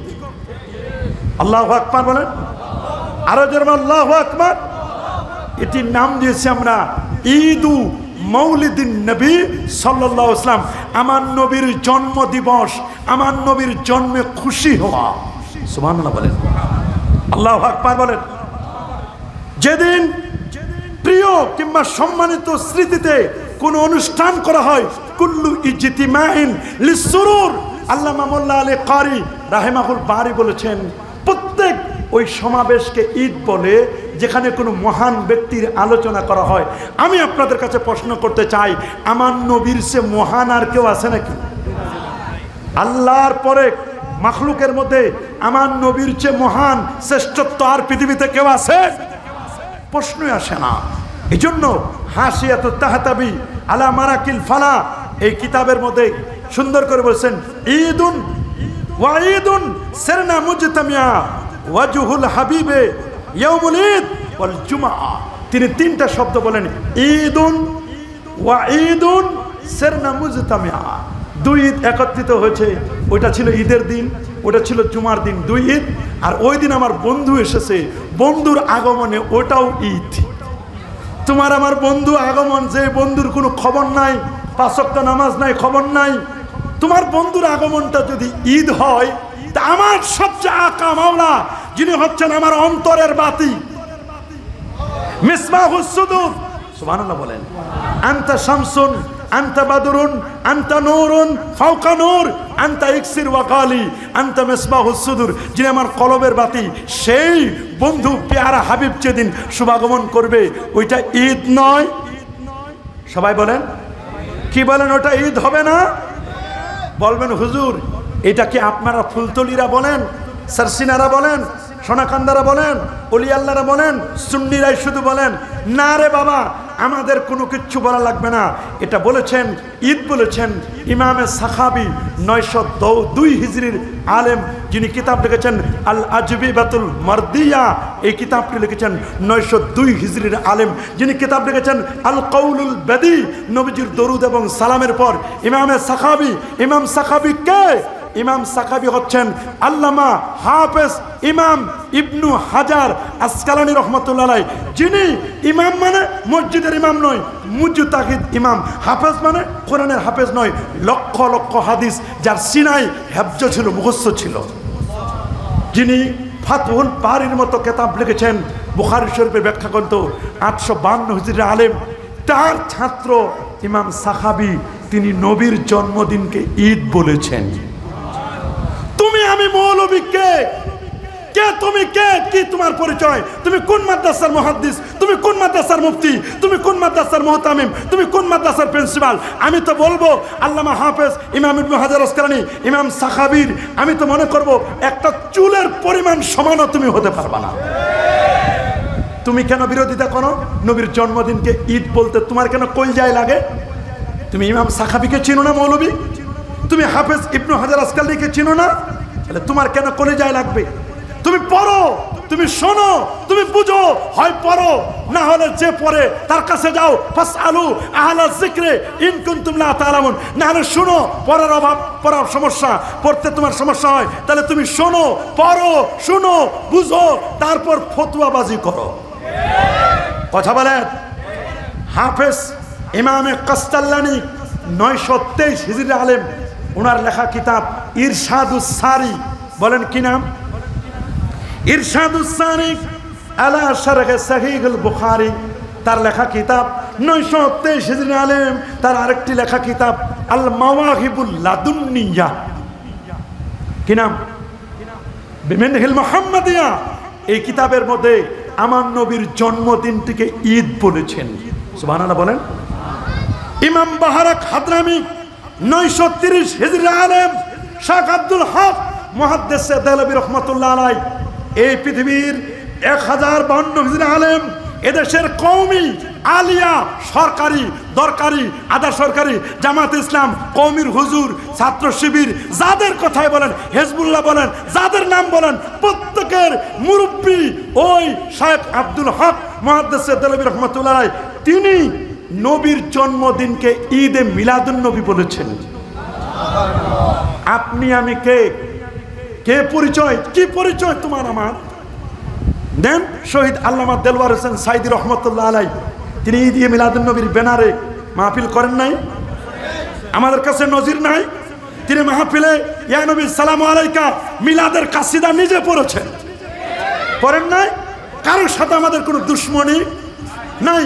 সমস্ত দেওবন্দীদের মুরব্বী হাজি এমদাদুল্লাহ মুহাজির মক্কি ফাইসালে হাফতে মাসাইলের মধ্যে বলে দিয়েছেন, 5ম পৃষ্ঠা, মাই ফকির মশরাব ये है मैं हर साल मिलाद और क़याम करता हूँ, मैं क़याम में बेहद लुत्फ ও লজ্জাত পাতা হো। প্রতি বছর আমার বাসায় মিলাদ পড়ি, কায়াম করি, নূর নবীর তাজমে দাঁড়াইয়া সালাম জানাই, এতে আমি মজা পাই, স্বাদ পাই। তোমাদের মুরব্বীরা মজা পাইলো, স্বাদ পাইলো, ওদের মজাটা কেমনে পাইলো? তোমরা কেন পাচ্ছ না? তোমরা ওরকম ভালো করে চিবাও, মজা পাবা। গিলে গিলে খাইলে মজা পাওয়া যায় না।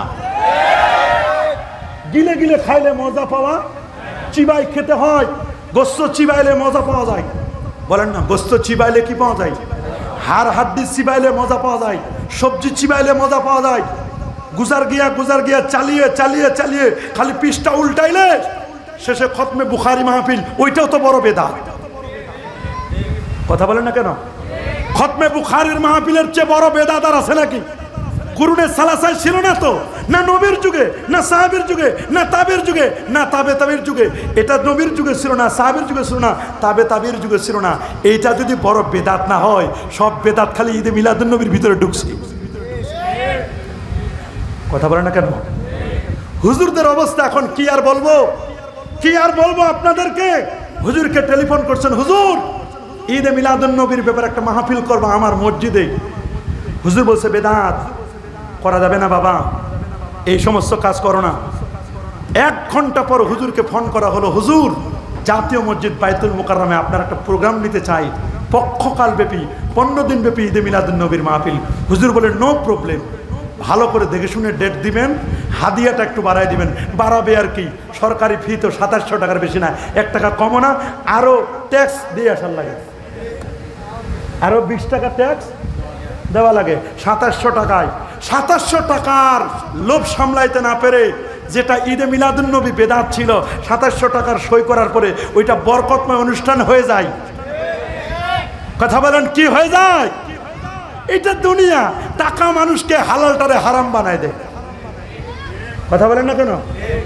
এতদিন এটা বেদাত, এটা হারাম, এখন দেখলাম ঈদে মিলাদুন্নবীর প্ল্যাটফর্ম বরকতময় জায়গা থেকে ঐক্যের ডাক দিয়েছেন। ধন্যবাদ দোস্ত মুহাদ্দিস সাহেব, ধন্যবাদ আপনাকে। এইরকম ডাক দেন জাতীয় মসজিদ থেকে। জাতীয় মসজিদে যদি ঈদে মিলাদুন্নবী জায়েজ হয়, আমরাও যাব আপনাদের সাথে ঈদে মিলাদুন্নবী করতে। আপনারা শুধু ক্ষণে ক্ষণে বলেন মুনকারাত মুক্ত, বেদাত মুক্ত ঈদে মিলাদুন্নবী আমরা করতে চাই। আপনারা একটু আমাদেরকে দাওয়াত দেন না, আমরা ঢাকায় সবাই সদল বলে যাব। মুনকারাত মুক্ত, বেদাত মুক্ত ঈদে মিলাদুন্নবীর স্বরূপটা কেমন আমাদের একটু দেখতে মন চায়। আমরা যদি একটু দেখে যেতে পারতাম মরার আগে, তাহলে মনটা খুশি লাগতো যে আমার ভাইয়েরা মুনকারাত মুক্ত, বেদাত মুক্ত ঈদে মিলাদুন্নবী আমাদেরকে দেখাই গেছে। আমরা আমাদেরটা ছেড়ে দিব, আপনারা শুধু প্রদর্শন করেন যে এটা বেদাত মুক্ত ঈদে মিলাদুন্নবী, আপনাদেরটা দেখে কলিজা জুড়াবো। আমাদেরটা ছেড়ে দিব, তখন আপনাদেরটা আমরা জড়ায় ধরে এটাই পালন করব, কারণ যেটা বেদাত মুক্ত ওইটাই তো আমরা চাই। আপনারা একটু দেখাই দেন, খালি আমরা দেখতে চাই। আমরা কি বলছেন যে এই রাস্তা আপনি যাইতে পারবেন না, ঠিক আছে ভাই এই রাস্তা ক্লোজ করে দেন, তা আমার একটা বাইপাস দেন। আপনি বাইপাসও দিবেন না, এই রাস্তা বন্ধ করবেন, এটা তো হয় না। কি বলেন হয়? হ্যাঁ, মনে করেন আপনি গাড়ি কিনছেন, কি কিনছেন? হয় আপনি নিজে ড্রাইভ করবেন, নিজে ড্রাইভ করতে পারেন না, আপনার অযোগ্যতা অথবা সময় নাই, তাহলে আপনি একজন ড্রাইভার রাখেন। কিন্তু আপনি নিজে গাড়ি চালাবেনও না, আবার ড্রাইভারও রাখবেন না, কিন্তু ভাবটা দেখান গাড়ি চালানোর মতো। এই ভাব নিয়ে যদি আপনি গাড়িতে উঠেন, আর আল্লাহ না করুক রাস্তায় যদি জ্যাম থাকে, যে ডিস্ট্রিক্ট গাড়িগুলো, আল্লাহু আকবার, যে ডিস্ট্রিক্ট গাড়িগুলোর আর যে বিশাল বিশাল আপনার যে এই যে ডিস্ট্রিক্ট গাড়িগুলো যেভাবে চলে, ট্রাকগুলো, কাভার ভ্যানগুলো কিচ্ছু চিনে না। আল্লাহ না করুক আপনি যদি না চিনেন, রাস্তায় গাড়ি উঠান আর বলেন নতুন গাড়ি কিনছি, ফ্যামিলি মেম্বারদেরকে সবাইকে পিছনে গাড়িতে উঠালেন, উঠানোর পরে যেখানে চাপ দিতে হয় ব্রেকে, ব্রেকে চাপ না দিয়ে ডাইরেক্ট পিক আপে একবার ডাইরেক্ট অ্যাকশন মারছেন, গাড়ি কি আর জায়গায় আছে না, বে জায়গায় চলে গেছে, গাড়ি শেষ, আপনার জীবনও শেষ, পিছনের যারা যাত্রী তারাও শেষ। দল্লু ওয়াদাল্লু, নিজে গোমরা, মানুষদেরকে গোমরা করেন। ফাসুইলু ওয়াফতাউ বিগাইরি ইলমিন, ওরা প্রশ্ন করছে হুজুর এটা জায়েজ কিনা ঈদে মিলাদুন্নবী। আমি দেখলাম সিলেটের একজন মুরব্বী আলেম, উনি বলল পৃথিবীর কোনো কেতাবে ঈদে মিলাদুন্নবীর দলিল নাই। আমার খালি যদি নাম্বারটা পাইতাম, ওই দোস্তের বলতাম দোস্ত আমার দলিল লাগবে না, আজকে এমন কোন বাপের বেটা নাই, আসো তোমাদেরকে দেখাই দিচ্ছি সহিহ বুখারী শরীফ থেকে 2টা হাদিস মিলাদুন্নবীর উপর দলিল। আমি দেব না, আল্লামা সুয়ুতি এবং আল্লামা হাফেজ ইমাম ইবনে হাজার আসকালানী দলিল দিয়েছেন, তোমাদেরকে খালি পড়ে শোনাই দিব। এমন কোন বাপের বেটা আছো, আয় দোস্ত আয়, তোরে শোনাই দেই।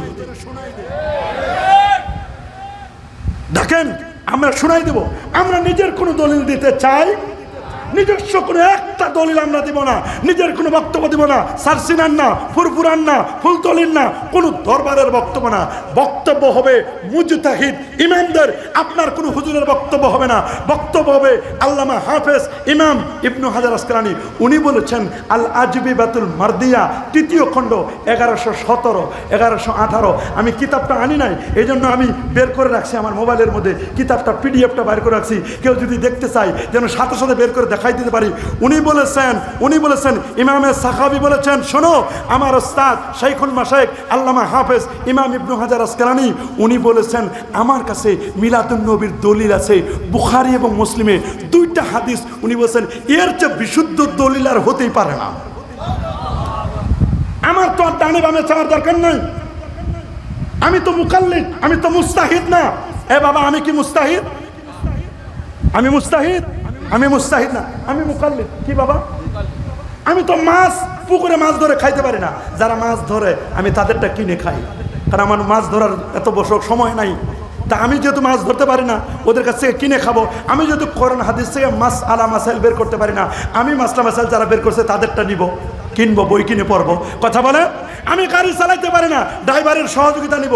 আমি মৌচাকে গিয়ে মধুমক্ষিকাগুলোকে একেবারে ধোঁয়া দিয়ে দূর করে মৌমাছির কামড় খেয়ে মধু সংগ্রহ করার সময় আমার নাই, রাতের বেলায় পাহারা দেওয়ার সময় আমার নাই। মাছিদেরকে যারা মৌচাকে মধুর সংগ্রহ করে নিয়ে আসে ওদের কাছ থেকে মধু কিনবো আর খাবো, কারণ আমি মুকাল্লিদ, আমি তো মৌমাছি ধরতে যাই না, আমার পক্ষে সময়ও নাই। কিন্তু আপনি নিজে মাছ ধরবেনও না, নিজে মধুমক্ষিকা থেকে মধু সংগ্রহ করবেন না, গাড়ি নিজে চালাইবেন না, যারা গাড়ি চালায়, যারা মধু সংগ্রহ করে, মাছ ধরে, তুমি তাদেরকে গালি দিবা, হারামি বলবা, তুমি বলবা বেদাতি, মাজার পূজারি। আমরা বেদাতি নয়, আসল বেদাতি তোমরা। তোমরা তো বেদাতে চিনো না বেটা। বেদাত কারে বলে তুমি চিনো না? বেদাত কারে, বরং উল্টা আমাদের উপর তহমত দিচ্ছ। যারা বেদাতি তারাই আমাদেরকে উল্টা বেদাতি তহমত দিচ্ছে। কথা বলে, কারণ ইমামে দারিমি রহমতুল্লাহ আলাইহি, ইমাম মুহাম্মদ ইবনে আশুর মুস্তাহিদ ইমাম, ইমামে শাফি, আল্লামা বদরুদ্দিন আইনি রহমতুল্লাহ আলাইহি, আল্লামা ইজ্জুদ্দিন ইবনে আব্দুস সালাম রহমতুল্লাহ আলাইহি, আল্লামা মোল্লা আলী কারি রাহিমাহুল বারির মতো এরকম 94 জন ইসলামিক স্কলার তারা বলেছেন বেদাত বেদাত করে বলো না, বেদাত বলার আগে চিন্তা ভাবনা করবো। যদি কোনো মাসআলা দ্বীনি বিষয় হয়, দ্বীনের সাথে রিলেটেড হয়, এই বিষয়ে যদি সরাসরি দলিল থাকে অথবা ইশারা ইঙ্গিতে দলিল থাকে, ওইটাকে বেদাত বলার ক্ষমতা পৃথিবীর কারো নাই। সরাসরি অথবা কি ইঙ্গিতে বলেন, সরাসরি অথবা কি ডাইরেক্ট, না হলে ইনডাইরেক্ট। এখন চিন্তা করলাম কেন ঈদে মিলাদুন্নবীকে বেদাত বলার ক্ষমতা নাই? কারণ আল্লামা হাফেজ ইমাম ইবনে হাজার আসকালানী, আল্লামা ইমাম সাখাবি, আল্লামা জালালউদ্দিন সুয়ুতি, আমি তো বলবো আল্লামা জালালউদ্দিন সুয়ুতির তাফসিরে জালালাইন না পড়লে দোস্ত দাওরা হাদিসে ভর্তি হওয়ার ক্ষমতা নাই, আর কামেলে ভর্তি হওয়ারও ক্ষমতা নাই। আল্লামা সুয়ুতি তিনি 75 বার যিনি জাগ্রত অবস্থায় আমার রসুলকে দেখেছিলেন স্বপ্নে। সুবহানাল্লাহ বলেন। আল্লামা সুয়ুতি তিনি 2 লক্ষ হাদিস যার সনদ সহ মুখস্থ ছিল। আল্লাহু আকবার। আল্লামা সুয়ুতি তিনি যিনি 27 কদমে সুয়ুত থেকে মিশর থেকে মদিনা শরীফে এসে আসর পড়েছিলেন। তাফসিরে জালালাইনের লেখক, আল হাবিউল ফাতওয়ার লেখক, হুসনুল মাকসিদ ফি আমালিল মাউলিদ এই কিতাব লিখে গেছেন তিনি নবীর মিলাদুন নবীর পর। তিনারা বলেছেন ঈদে মিলাদুন নবীকে যদি বেদাত বলাও লাগে তাহলে বলো বেদাতে হাসানা বলো। উনারা বলে বেদাতের আবার ভাগ কিসের? আমি বলবো বেদাতের ভাগ করেছেন 174 জন মুস্তাহিদ ইমাম। তুমি মৌলবীকে, ওদের তো এক ফোঁটা পেশাবের সমান হতে পারবে না, এক ফোঁটা পেশাবের সমান হতে পারবে না। কথাটা বলতে বাধ্য হলাম।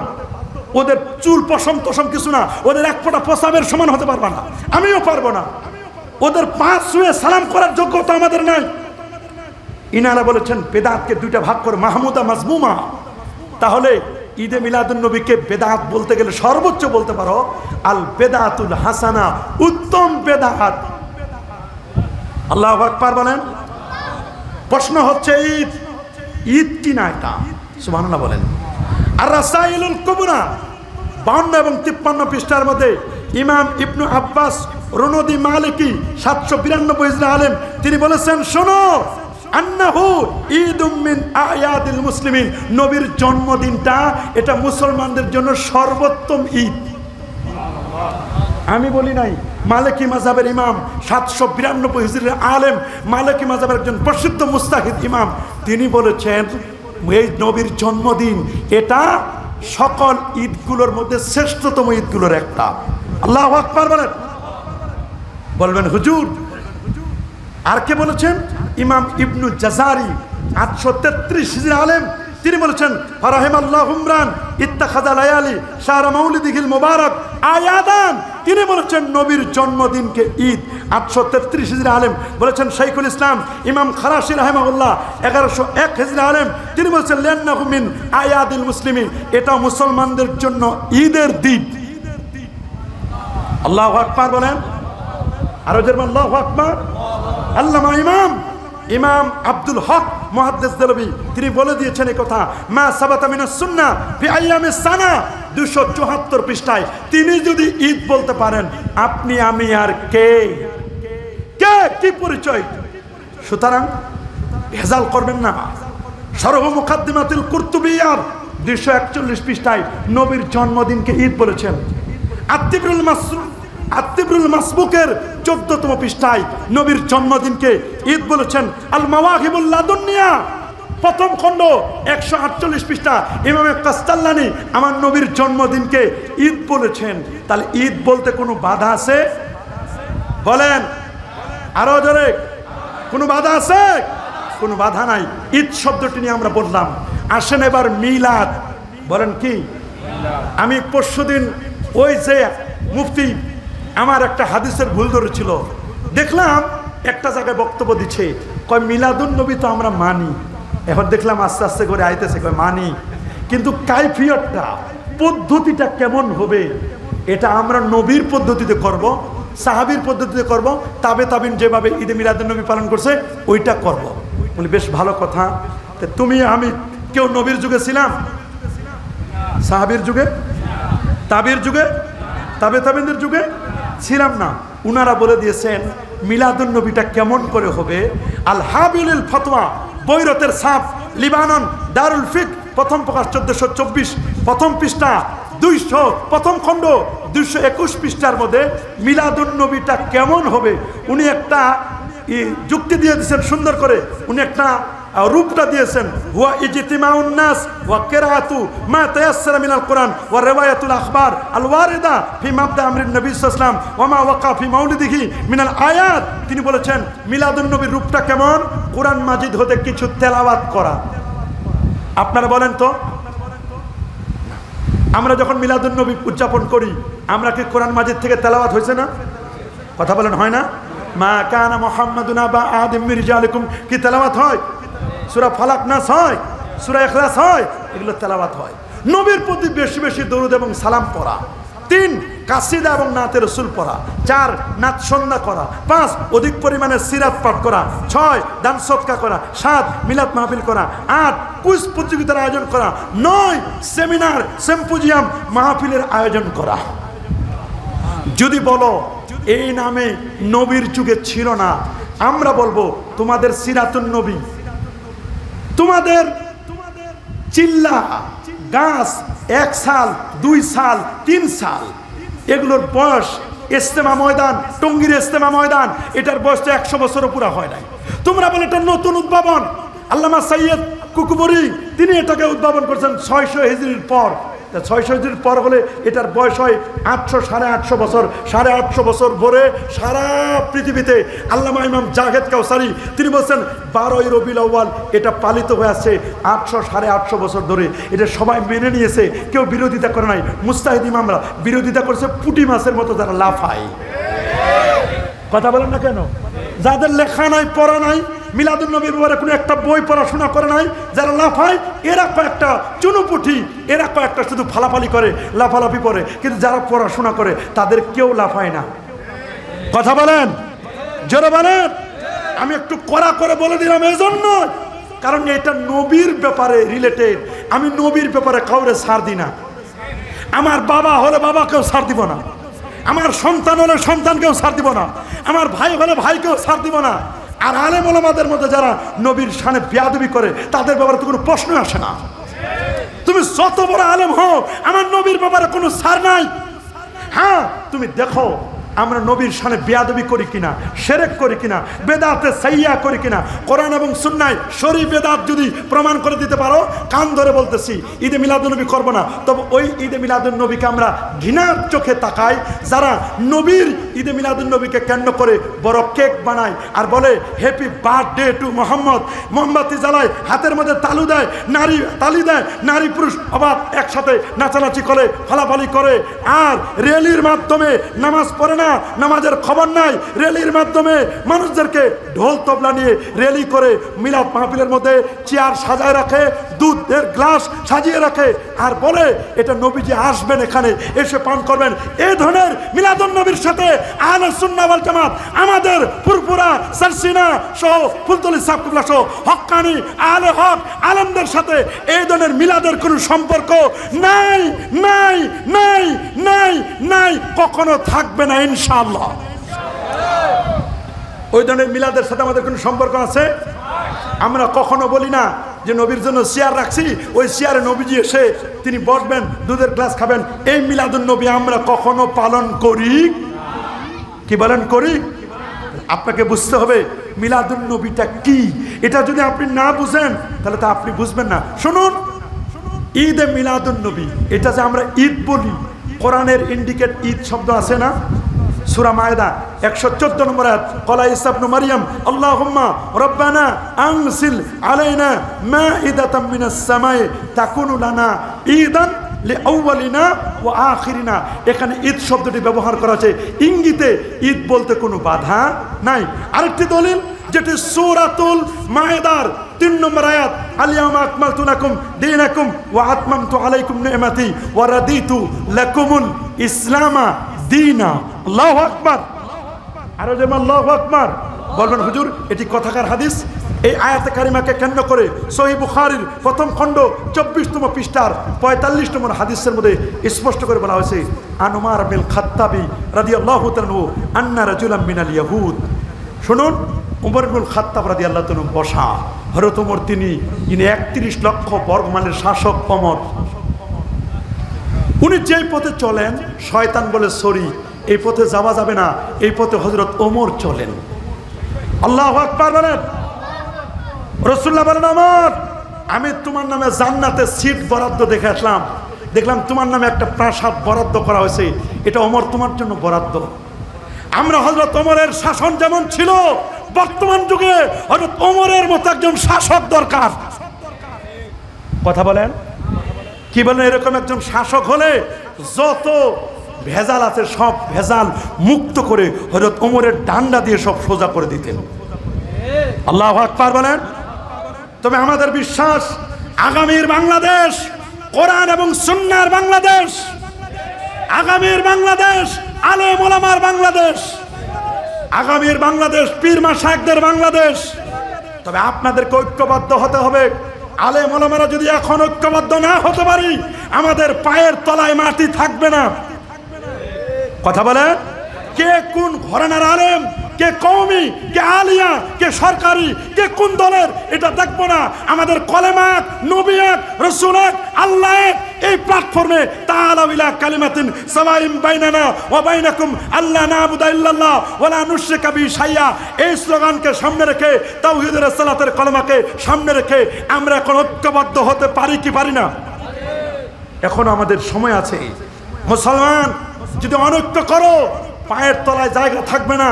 15.5 বছর 16 বছরের জুলুম নির্যাতনে আলেম ওলামারা নির্যাতিত হয়েছে। কথা বলেন, যারা বলেন এখনো যদি আমরা দাঁড়াতে না পারি, নিচের পায়ের উপর দাঁড়াতে না পারি, সামনে আর কোনো সুযোগ। এজন্য আমি বলবো ঐক্যবদ্ধ প্রচেষ্টা আমাদের করতে হবে। আমরা কি ঐক্যবদ্ধ হয়ে থাকতে চাই? হযরত ওমর বসা, এক ইহুদি আসলো, ওমর ইয়া আমিরাল মুমিনিন আয়াতুন ফি কিতাবিকুম। হযরত ওমরকে বলেন, ওমর তোমাদের কোরআনে এমন একখানা আয়াত আছে, তাকরাউনাহা, যেই আয়াতটা তোমরা তেলাওয়াত করো, লাউ আলাইনা মাশারাল ইয়াহুদ নাযালাত, যদি এই আয়াতটা আমাদের উপর নাজিল হতো, লাত্তাখাযনা যালিকাল ইয়াওমা ঈদা, এই দিনটাকে আমরা ঈদের দিন বানাতাম। সুবহানাল্লাহ বলেন। জিজ্ঞেস করলেন, ক্বাল আইয়ু আয়া, কোন আয়াতটি যে আয়াতটাকে তোমাদের উপর নাজিল হলে ঈদের দিন বানাতা? তিনি বলেন সে আয়াতটা হলো আল ইয়াউমা আকমালতু লাকুম দীনাকুম। হযরত ওমর বলেন আমরা জানি আমরা এই আয়াতটা কদ আরাফনা যালিকাল ইয়াউম ওয়াল মাকান আল্লাযী নাযালাত ফীহি আলান নবী সাল্লাল্লাহু আলাইহি ওয়াসাল্লাম ওয়া হুয়া কায়িমুন বিআরাফা ইয়াউমাল জুমআ। আমার নবী জুমার দিনে আরাফার ময়দানে একসাথে 2 ঈদ ছিল। এই হাদিসটা প্রমাণ করে কোরআন আয়াত, কোরআনের একটা আয়াত নাজিল হওয়ার দিন এটা ঈদের দিন। আল্লাহু আকবার বলেন, আরো জোরে আল্লাহু আকবার। জুমার দিন ঈদের দিন, বলেন জুমার দিন কি দিন? আল্লাহু আকবার বলেন। সহিহ হাদিস আবু লুবাবা ইবনে আব্দুল মুনজির তিনি হাদিসটি বর্ণনা করেছেন। এই হাদিসটি রয়েছে সুনান ইবনে মাজার 1058 নম্বর হাদিস।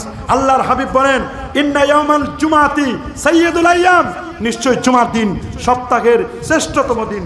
ওয়া আফজালু ওয়া আযামু মিন ঈদিল আযহা ওয়া ঈদিল ফিতর, জুমার দিন ঈদুল আযহা ঈদুল ফিতরের চেয়ে উত্তম। জিজ্ঞেস করা হলো কেন? বলল ফিহে খামসু খেসাল, খামসু খেলাল, 5টা বৈশিষ্ট্য জুমার দিনের। এক, ফিহে খালাকাল্লাহু আদম, জুমার দিনে আল্লাহ আদম নবীর সৃষ্টি করেছেন। ওয়া আহাবাতাল্লাহু ফিহা আদম, আদম নবীকে আল্লাহ তাআলা জান্নাত থেকে দুনিয়াতে পাঠাইছেন। সুবহানাল্লাহ বলেন। ওয়া ফিহে তাওয়াফাল্লাহু আদম, জুমার দিনে আদম নবীর ইন্তেকাল হয়েছে। জুমার দিনে এমন একটা সময় আছে বান্দা আল্লাহর কাছে যা দোয়া করবে আল্লাহ তাই কবুল করে নেবেন। জুমার দিনে কিয়ামত সংঘটিত হবে। তা আপনি বলেন আদম নবীর জন্মের কারণে জুমার দিন যদি ঈদের দিনের চেয়ে শ্রেষ্ঠ হয়, ঈদুল আজহা ঈদুল ফিতরের চেয়ে শ্রেষ্ঠ হয়, আদম নবী হতো না যদি আমার নবী না হতো, তা আমার নবীর শুভাগমনের দিনটা এটা কি ঈদুল আজহা ঈদুল ফিতরের চেয়ে উত্তম হবে না? কি বলেন, উত্তম হবে না? কি হবে না? অবশ্যই। আমার বিশ্বাস আমার নবীর জন্মদিনটি ঈদুল আজহা ঈদুল ফিতরের চেয়ে উত্তম হবে, কোনো সন্দেহ নেই। শুনলে আপনি অবাক হবেন, আল্লাহ নবী তিনি যখন একদিন মক্কা শরীফ থেকে মদিনা শরীফে হিজরত করে যাচ্ছিলেন, সুবহানাল্লাহ বলেন, যেতে যেতে যেতে যেতে যেতে যেতে যেতে যেতে সামনে একটি জায়গা গেলেন, যাওয়ার পরে বলেন, নবীজি বললেন, আবু বকর আমার একটু পিপাসা লেগেছে, একটু পানি খেতে মন চাই। তো হযরত আবু বকর সিদ্দিক রাদিয়াল্লাহু তাআলা বলেন, ইয়া রাসূলুল্লাহ আপনি পানি খেতে চান, তো পানি কোথায় পাবো? তো নবীজি বললেন, দেখো তো এখানে একটা খেজুরের বাগান, এই খেজুরের বাগানে কোনো মালিক আছে কিনা, কর্মচারী আছে কিনা। তো দৌড়ে গেলেন, দেখলেন একজন ইহুদি ব্যক্তি পরবর্তীতে মুসলমান হয়েছে, আসলেন নবীর কাছে। নবীকে চেনা চেনা লাগে, তিনি বাসি পানি আর টসটসে পাকা আঙ্গুর আর আজওয়া খেজুর সবগুলো এনে আমার নবীকে দিলেন, হুজুর এই নেন খান। নবীজি খেলেন, খাওয়ার পরে আল্লাহ নবী বলেন, শোনো তুমি যদি কখনো মদিনা শরীফে যাও, তা আমি রাসূলুল্লাহ তোমারে দাওয়াত দিচ্ছি, আমি রাসূলুল্লাহর দেখা না করে তুমি কখনো আসবে না, মদিনায় গেলে আমি রাসূলুল্লাহর সাথে দেখা করবে। সুবহানাল্লাহ বলেন। মদিনা হচ্ছে মুমিনের কাছে প্রিয় জায়গা,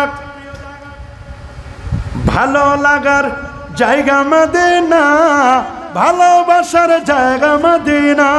বলেন, ভালোবাসার জায়গা মদিনা, ভালো লাগার জায়গা মদিনা।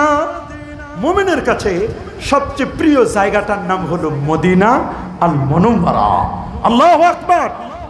রাসূল দোয়া করেছেন, আল্লাহুম্মা হাব্বিব ইলাইনাল মদিনা কামা আহবাবতা মক্কা। আল্লাহ তুমি মদিনাকে আমাদের জন্য প্রিয় করে দাও, যেমনি ভাবে মক্কাকে তুমি প্রিয় করে দিয়েছো। সুবহানাল্লাহ বলেন। নবীজি তাকে বললেন, তুমি মদিনা শরীফে এসো, 1 মাস যায়, 2 মাস যায়, 3 মাস চলে যায়। এটা সহিহ হাদিস, শেখ আলবানীও হাদিসটিকে হাসান বলেছেন। 3 মাস পরে লোকটি চলে গেল মদিনা শরীফে। যাওয়ার পর রাসূলুল্লাহর সাথে দেখা হলো। নবীজির সাথে দেখা করার পরে নবীজি তাকে সুন্দর আপ্যায়ন করালেন, জমজমের পানি পান করালেন, সব কিছু দিলেন। দেওয়ার পরে বললেন, আচ্ছা তোমাকে তো আমি তেমন কিছুই দিতে পারি নাই, তবে তোমার কাছে একটা কথা আমি বলি, তোমার যদি কোনো চাওয়া পাওয়া থাকে তা আমি রাসূলুল্লাহর কাছে যা মন চাই চাইতে পারো, তুমি যা চাইবে আমি তোমাকে তাই দেব। সুবহানাল্লাহ বলেন। আচ্ছা বলেন তো, আপনাদেরকে যদি এই অফারটা দেওয়া হতো, যা চাইবে তাই দিব, আপনারা কি চাইতেন? কি চাইতেন? টাকা? কি গাড়ি? মার্সিডিজ বেঞ্জ গাড়ি? কি চাইতেন? আমি হলে চাইতাম জান্নাত। হুজুর যেহেতু অফার দিছে, যা চাও তাই দিব। সুবহানাল্লাহ বলেন। তো সাহাবী বলল, হুজুর আমি আর কি চাইবো, আমার একটা মোটা তাজা উট দেন। সুবহানাল্লাহ বলেন। কি দেন? রাসূলুল্লাহ বলেন, সাহাবীরা ওকে একটা মোটা তাজা দেখে একটা উট দিয়ে দাও। সুবহানাল্লাহ বলেন। নবীজি বলেন, তুমি উট চেয়েছ, উট দিলাম, তবে তুমি যদি এর চেয়েও ভালো জিনিস চাইতা, আমি রাসূলুল্লাহ এর চেয়েও প্রিয় জিনিসটা, আরো দামি জিনিসটা আমি তোমাকে দিতাম। তবে যেহেতু তুমি ফার্স্ট চান্সটা হারিয়ে ফেলেছ, তোমার জন্য সেকেন্ড চান্স, দেখি এরপরে তুমি কি চাইতে পারো। নবীজি বলেন, আবার চাও। সাহাবী চক্ষু বন্ধ করে বাড়ির ভিতরে তাকাইয়া দেখে, আমার বাহনের অভাব ছিল, বাহন পেলাম, আমার কি দরকার? তিনি বলেন, আমার মাঝে মধ্যে খাবার শর্ট পড়ে। আরবের মধ্যে বকরির দুধ এটা খুব পুষ্টিকর খাবার, দুধের মধ্যে যেমন ফুড আছে তেমন ওয়াটার এন্ড ফুড, খাদ্য এবং পানীয় দুটাই আছে। সুবহানাল্লাহ। পানির কাজও হবে, আবার এটা খাবারের কাজও হবে।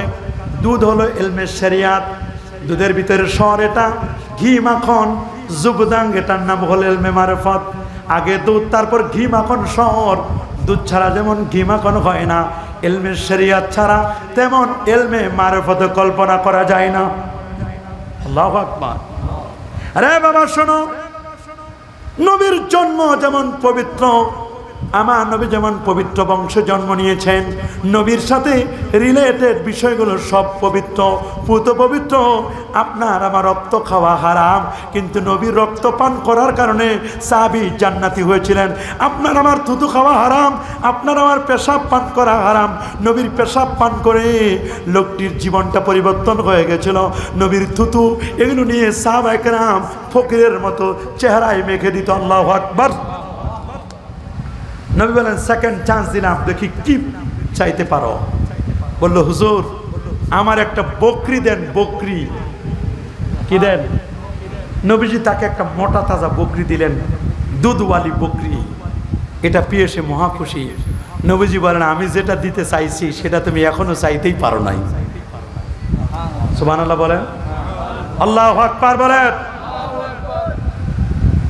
তোমার জন্য লাস্ট চান্স, বলো কি চাইবে? সে বলে, আর কি চাইবো?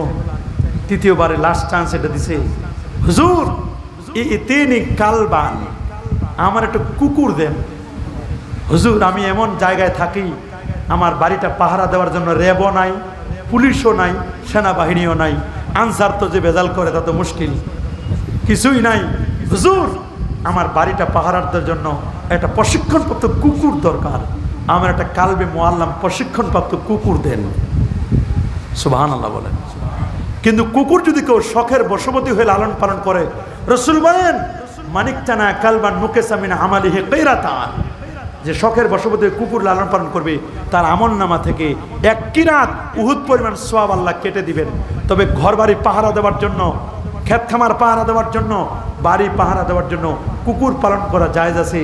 আবার এমন কুকুরের নাকের মধ্যে 9 কিলোমিটারের পাওয়ারের ব্লুটুথ দেওয়া, সেই বিস্ফোরক কথায় আছে, সব বের করতে পারেন। রাত 12টার পরে আপনার সন্তানকে যদি বাথরুম করান, ঘ্রাণ পাইয়া কুকুর চলে আসে। নেটওয়ার্ক তার এত মজবুত নেটওয়ার্ক। আমার একটা কুকুরের কথা আল্লাহ কোরআনে বলছেন, ওয়া কালবুহুম বাসিতুন যিরাইহি বিল ওয়াসিদ। আরেক কুকুরের কথা বলেছেন, কুকুর এ বাবা, যে কুকুরটি আসহাবে কাহাফের কুকুর কিতমির, এই কুকুরটি জান্নাতি বলে একটি বর্ণনায় পাওয়া যায়। যদি হাদিসটির ব্যাপারে অনেকে অনেক মন্তব্য করেছেন, কেউ এটিকে মুনকার বলেছেন, তবু হাদিসটির ব্যাপারে উলামায়ে কেরাম বলছেন কুকুর জান্নাতি হবে। সুবহানাল্লাহ বলেন, আল্লাহু আকবার বলেন। নবীজি বলেন, চাইতে বললাম কি? আমি রাসূল চেয়েছিলাম তোমাকে দিতে অন্য কিছু, তুমি চাইলা উট, তুমি চাইলা বকরি, শেষ পর্যন্ত চাইলা কুকুর, পাহারাদার কুকুর। তুমি তো আসলটা চাইতে পারো নাই।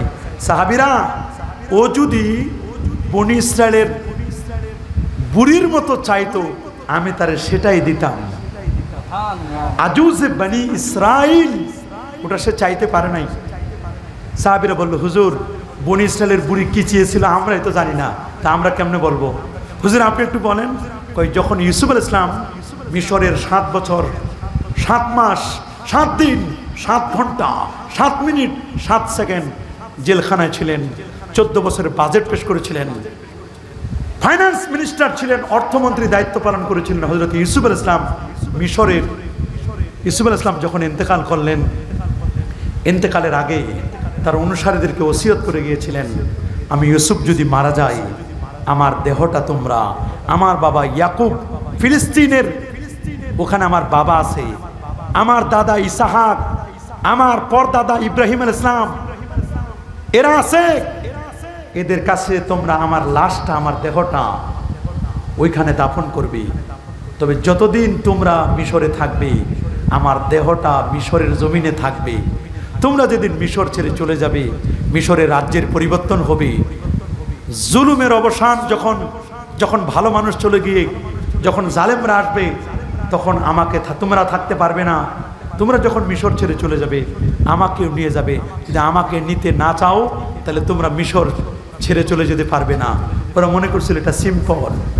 300 বছর 500 বছর পর জালেম বাদশাহ আসলো, দেশের মধ্যে অন্যায়, জুলুম, নির্যাতন, নিপীড়ন, মানুষের প্রতি অবিচার এমনভাবে করলো, বনু ইসরায়েলরা যেতে বাধ্য হলো। ওরা সিদ্ধান্ত নিল মিশর ছেড়ে চলে যাবে। চলে যাওয়ার আগে মিশর দিনের বেলায় রওনা হয়েছে, দেখেন পথ চিনে না, গোটা রাস্তাগুলো অচেনা, অন্ধকার হয়ে গেছে। হাজার হাজার আলেমকে জিজ্ঞেস করলেন, কিরে দিনের বেলা আমাদের নেটওয়ার্ক নাই কেন, আমরা পথ চিনি না কেন? কয় তোমরা ইউসুফ নবীর কথা স্মরণ করো। ইউসুফ নবী বলেছিল তোমরা যদি কখনো মিশর ছেড়ে চলে যাও তাহলে তার দেহটা, তার লাশটা, তার দেহ মোবারকটা কাঁধে করে না নিলে মিশর ছেড়ে চলে যেতে পারবে না। মুসা আলাইহিস সালাম তখন বললেন, ফেরাউনের কবল থেকে মুক্তির জন্য আমরা মিশর ছেড়ে চলে যাচ্ছি, ইউসুফ নবীর লাশ নিতে হবে, দেহ মোবারকটা নিতে হবে। তো ওনার দেহ মোবারকটা কোথায় আছে, কে চিনে? সবাই বলল চিনে, একজন মেয়ে মানুষ বুড়ি থাকে পাহাড়ে, নাম আজুজে বনি ইসরাইল, বনি ইসরায়েলের বুড়ি বলে তিনি পরিচিত। কে চিনো তোমরা? আলেমদের অনেকে বলল আমরা চিনি, অমুক পাহাড়ে তিনি থাকেন। বলে বুড়ি মাকে ডেকে নিয়ে আসো, উনার কাছে জানবো ইউসুফ নবীকে কোন জায়গায় দাফন করা হয়েছে, ইউসুফ নবীর দেহ আমরা কাঁধে নিব, তারপর আমরা দেশ ছেড়ে চলে যেতে পারবো, এটা আমাদের বিশ্বাস। বুড়ি মাকে ডাকলো, আজুজে বনি ইসরাইল আসলো মুসা নবীর সামনে। মুসা নবী জিজ্ঞেস করলো, বুড়িমা তুমি কি ইউসুফ নবীকে কোথায় দাফন করা হয়েছে চেনো? বলে ইয়েস চিনি। না চিনি, কোথায় বলো? কয় বলবো না, হাত্তা তাহকুমা লি, যতক্ষণ না তুমি আমার জন্য আমি যা চাইবো তা না দিবি। আমি যেটা চাইবো সেটা দিতে হবে, তবে আমি ইউসুফ আলাইহিস সালামের দেহ মোবারক কোথায় দাফন করা হয়েছে এটা আমি বলে দিব।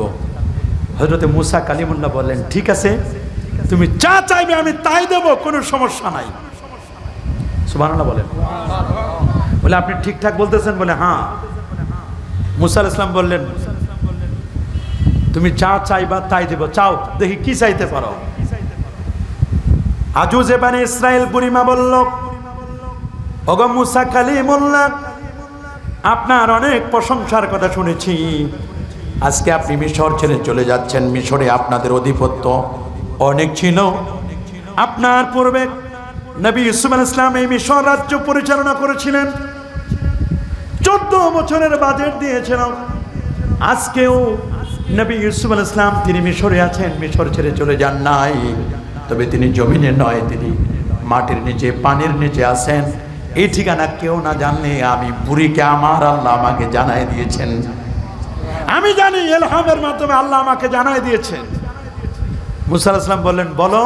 কই বলবো না, আপনি আগে বলেন, আমার দিবেন তো যা চাইবো? বলে হ্যাঁ। কি চাও বলো? কই নবী মুসা, আমি কঠিন হাসরের দিনে যখন জান্নাতীরা জান্নাতে যাবে, জাহান্নামীরা জাহান্নামে যাবে, আপনি যে জান্নাতে যাবেন ওই জান্নাতের পাশে আমাকে একটা সিট দিবেন কিনা আগে বলেন। আপনার সিটের পাশে যদি আমার সিট দেন তাহলে আমি বলবো ইউসুফ নবীকে কোন জায়গায় দাফন করা হয়েছে ওনার দেহ মোবারকটা বের করে দিব। হযরতে মুসা কালিমুল্লাহ বললেন, বুড়িমা এটা তুমি ভালো বলো নাই, নবীদের স্ট্যাটাস একরকম, উম্মতের স্ট্যাটাস আরেকটা। নবীরা যেখানে থাকবে উম্মত ওই স্ট্যাটাসে থাকবে না, তুমি অন্য কিছু চাও। কয় না, আমার আর কোনো চাওয়া পাওয়া নাই, আপনি যে জান্নাতে থাকবেন ওই জান্নাতে আমিও থাকতে চাই, এটা পারলে দেন, না হলে দরকার নাই, আমার লাগবে না। আল্লাহ নবী বললেন, বুড়ি রে তুমি যা চাইছো তোমারে কি করবো, আমি এটা দিতে পারবো না, দরকার নাই আমার ইউসুফ নবীর দেহ বের করার। কয় তাহলে আপনারা জীবনের তরে কখনোই মিশর ছেড়ে চলে যেতে পারবেন না। বলে ঠিক বলছো? বলে হ্যাঁ। আল্লাহ তাআলা ওহী করে জানাই দিলেন, মুসা বুড়িমা যা চায় মেনে নাও, আর ইউসুফ নবীর দেহ মোবারকটা বের করে নাও, বুড়িকে নৈরাশ করো না, বুড়ি যা চায় তুমি তা মেনে নাও। বুড়িমা বলল, দেন আপনি, আমি যা চাইছি। হ্যাঁ দিব। তুমি জান্নাত চাইছো আমার পাশে, যা তোমার ওটাই দিব। জান্নাত এমন মা লা আইনুন রাত ওয়ালা উযুনুন সামিআত ওয়ালা খাতারা আলা কালবি বাশার, যেটা চোখ কখনো দেখে নাই, কান কোনোদিন যার বর্ণনা শুনে নাই, হৃদয় যেটা কল্পনা করতে পারে নাই, এর নাম হলো জান্নাত। আদাতু লিবাদিয়াস সালিহিন, আমি আমার নেককার বুজুর্গ বান্দাদের জন্য জান্নাতটাকে আমি রেডি করে রেখে দিয়েছি। আল্লাহু আকবার বলেন। 1,13,000 কবিতার থেকে যেই কবিতাটি প্রথম হলো, ওই কবিতাটা লিখেছেন ভারতের হায়দ্রাবাদের মুখ্যমন্ত্রী। প্রশ্ন হতে পারে, হুজুর কি লিখলেন কবিতাটা? আমাদের একটু জানতে মন চায় ওই কবিতাটা কি লিখেছিলেন। মাত্র 4 লাইনের কবিতা। আল্লাহু আকবার। উনি লিখেছিলেন, अगर सड़क तो गर्व है माल का अंदर, अगर अरश तो फरोशों पर दिरहम दिनार, और बाहर से दुर्रे फालज बाने कूगे तार, और एक तरफ हो मेरे सैयद अबरार। তিনি বলেন, মাশরিক থেকে মাগরিব, পূর্ব থেকে পশ্চিম পর্যন্ত যত খালি জায়গা আছে, এই খালি জায়গাটা যদি দামি জিনিস দিয়ে ভরপুর করে দেওয়া হয়, আল্লাহর আরশ থেকে জমিন কত দূর? এ বাবা, সূর্য 15 কোটি কিলোমিটার দূরে, 9 কোটি 30 লক্ষ মাইল দূরে, 13 লক্ষ গুণ বড়। সূর্য থেকে বড় 33 কোটি গুণ বড় একটা তারকা বেটলজিয়াস তারকা। বেটলজিয়াস তারকা থেকে 45 কোটি গুণ বড় XY স্কুটি নামক তারকা। তার চেয়ে আরো বড় 300 কোটি নক্ষত্র। তার চেয়ে আরো বড় আরো বড় হচ্ছে মিল্কওয়ে, নোভা, সুপারনোভা, ইটা কেরিনা 1, ইটা কেরিনা 2। তার চেয়ে আরো বড় নোভা, সুপারনোভা, প্রক্সিমা সেন্ট্রাই। তার চেয়ে আরো বড় হলো ব্ল্যাক হোল ওকোসিমো বেমাওয়াকিউন নুজুম। তার চেয়ে আরো বড় হচ্ছে প্রথম আকাশ। তার চেয়ে আরো বড় দ্বিতীয় আকাশ। তার চেয়ে আরো বড় তৃতীয়। তার চেয়ে আরো বড় চতুর্থ আকাশ। তার চেয়ে আরো বড় পঞ্চম আকাশ। তার চেয়ে আরো বড় ষষ্ঠ আকাশ। তার চেয়ে আরো বড় সপ্তম আকাশ। সপ্তম আকাশের চেয়ে বড় সিদরাতুল মুনতাহা। সিদরাতুল মুনতাহার চেয়ে আরো বড় 70,000 নূরের পর্দা। তার চেয়ে আরো বড় আল্লাহ পাকের আরশে আজিম। তার চেয়ে আরো বড় কুরসি, ওয়াসিয়া কুরসি ওয়াস সামাওয়াতি ওয়াল আরদ। ওই আরশ থেকে জমিন পর্যন্ত যদি স্বর্ণরৌপ্য দিয়ে ভরপুর করে দেওয়া হয়, এটাও একদিক। মারিয়ানা ট্রান্স চ্যালেঞ্জার দ্বীপ 11 কিলোমিটার গভীরতম সাগর, প্রশান্ত মহাসাগরের তলায় যতগুলো স্বর্ণ, রৌপ্য, মণি, মুক্তা, জাওহার যতগুলো আছে, সবগুলোকে যদি ছিনিয়ে এনে যদি পাহাড় বানায় দেওয়া হয়, সবগুলো একদিক। আর এক তরফ হো মেরে সাইয়েদে আপনার, আর একদিকে আমার নবীজি। যদি আমার মতো ভারতের হায়দ্রাবাদের মুখ্যমন্ত্রীকে জিজ্ঞেস করা হয় তুমি নিবে কোনটি, আমি বলবো এগুলোর সাথে তো কখনো তুলনাই হতে পারে না। এগুলো একদিকে, আর আমার নবী 1500 বছর আগে যে জুতোগুলো পরেছেন, স্যান্ডেল মোবারক পরেছেন, নালাইনা শরীফান, ওই জুতার তলায় একটি ধুলিকণা, একটি বালুকণা, ওইটা যদি নবীর জুতো মোবারকের সাথে লেগে থাকে, ওই একটি ধুলিকণা, একটি বালুকণা, ওইটা যদি এক পাল্লা দেওয়া হয়, আর যত সম্পদ সব আরেকদিকে। আমাকে যদি বলা হয় তুমি নিবে কোনটা, আমি দুটো পা দিয়ে লাথি মেরে গোটা সম্পদ আমি ফেলে দিব। আমার নবীর জুতো মোবারকের সাথে লাগানো ওই বালুকণাটা তুলে নিয়ে 2 ঠোঁটের মাঝখানে চুমু খেয়ে আমি আমার মাথায় তুলে নেব। আল্লাহু আকবার। এই হলো আমার নবীর ঈদে মিলাদুন নবী। তুমি এটি বুঝো না? তুমি বলো বছরে ঈদ দুটোর বাইরে কোনো ঈদ নাই। বেটা, সুনান তিরমিজি খোলো, আবু হুরায়রা হাদিসটি বর্ণনা করেন, আল্লাহ নবীকে বলতে শুনেছি, ইন্না ইয়াউমাল জুমাতে ইয়াউমু ঈদ, জুমার দিন ঈদের দিন, ইয়াউমু আরাফা ঈদের দিন, ইয়াউমুন নাহার কুরবানির দিন ঈদের দিন, ওয়া আইয়ামুত তাশরিক জিলহজের 11, 12, 13 3 দিন, মোট 5 দিন ঈদুনা আহলাল ইসলাম। এটা মুসলমানদের জন্য ঈদের দিন। আল্লাহু আকবার। আরো জোরে বলো আল্লাহু আকবার। তাহলে তোমাকে ঈদের দিন মানতে তোমার বাধা কোথায়? কেন তুমি মানতে চাও না? প্রশ্ন করতে পারো, হুজুর ঈদ জানি, মিলাদ চিনলাম, তো নবীর জন্ম তারিখটা নিয়ে তো অনেক ইখতিলাফ আছে। কেউ বলেন 8ই রবিউল আউয়াল, কেউ বলেন 10ই রবিউল আউয়াল, কেউ বলেন 2 রবিউল আউয়াল, কেউ বলেন 5ই রবিউল আউয়াল। আর প্রসিদ্ধ মত, সহিহ মতও বলে দিয়েছেন আমি আজকে পড়ে দেখলাম আল আজবিবাতুল মারদিয়া এই কিতাবের 3য় খণ্ডের 1117 1118 এই পৃষ্ঠার মধ্যে লেখা আছে ওয়াসসহিহু ইমাম সাখাবী বলেন সহিহ মত আমার নবীর জন্ম হলো 12ই রবিউল আউয়াল সোমবার 570 খ্রিস্টাব্দে সুবহি সাদিকের সময়। আল্লাহু আকবার। এটা সহিহ মত তিনি বলেছেন। জুমহুরের মত প্রসিদ্ধ মতটি হলো 12ই রবিউল আউয়াল। আল্লামা জাহেদ কাউসারি বলেন তোমরা যে যা বলো 12ই রবিউল আউয়ালের নবীর লাইলাতু মাউলিদুল মুস্তাফা নবীর জন্মের রাতটি আল্লামা ইমামে কাস্তাল্লানি আল মাওয়াহিবুল লাদুনিয়ার মধ্যে বলেন নবীর জন্মের রাত এটা এত বড় ঈদ, এটা এত মহিমান্বিত রাত, এটা ঈদুল ফিতর ঈদুল আজহা তো পরের কথা, লাইলাতুল কদরের চেয়েও দামি। কয় লাইলাতুল কদরের মর্যাদা কেন? কয় লাইলাতুল কদরের মর্যাদা হলো কোরআন নাজিলের কারণে। আর আমার নবীর মর্যাদা কোরআন আসতো না যদি নবী না আসতো। সুবহানাল্লাহ বলেন।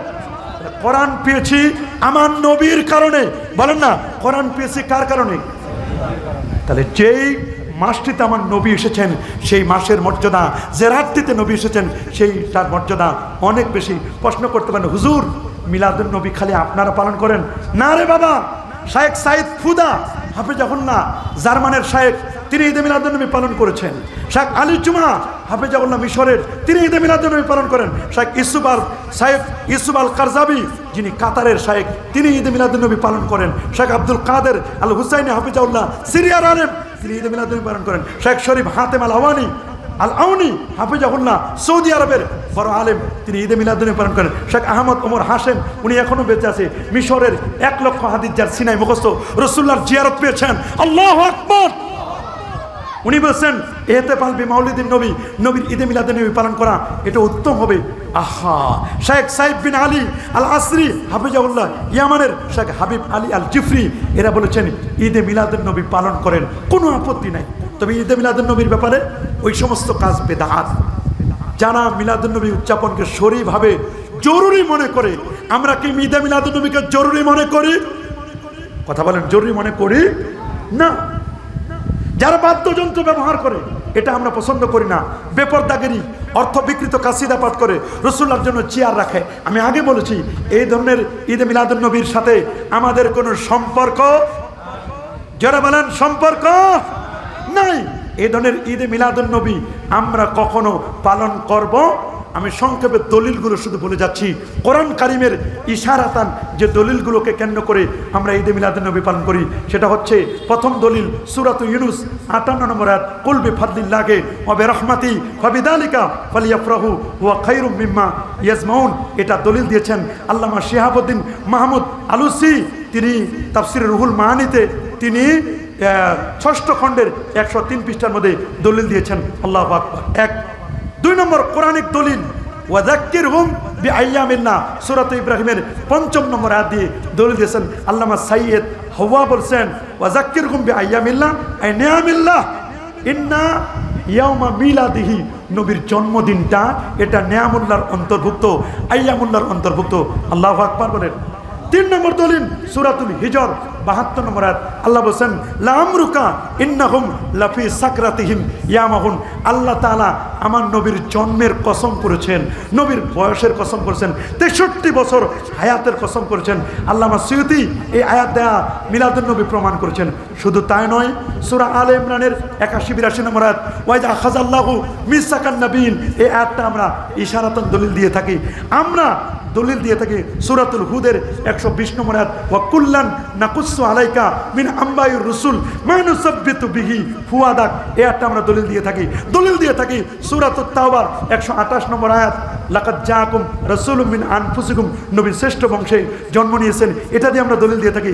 আমরা দলিল দিয়ে থাকি সূরাতুল ফাতহের 9 নম্বর আয়াত, ইন্না আরসালনাকা শাহিদাও ওয়া মুবাশশিরা ওয়া নাযিরা লিতুমিনু বিল্লাহি ওয়া রাসূলিহি ওয়া তুআযিরুহু ওয়া তুওয়াক্কিরুহু ওয়া তুসাব্বিহুহু ওয়া তুসাব্বিহুহু বুকরাতাও ওয়া আসিলা, এই আয়াতটাও আমরা দলিল দিয়ে থাকি। এটা আমরা দলিল দেই নাই, আল্লামা ইসমাইল হাক্কি তাফসির রুহুল বায়ানের 2য় খণ্ড 183 পৃষ্ঠায় তরিকায় দলিল দিয়েছেন ওয়ামিন তাজিমিহি আমালুল মাউলিদ ইজা লাম ইয়াকুন ফিহি মুনকার ওয়া ইস্তাহাব্বু লানা আইদান ইজহারুশ শুকরে বিমাউলিদিহি বিল ইজতিমা ওয়া ইতামিত তাম ওয়া নাহবি যালিকা মিন উজুহিল কুরবাত ওয়া ইজহারুল মুসাররাত।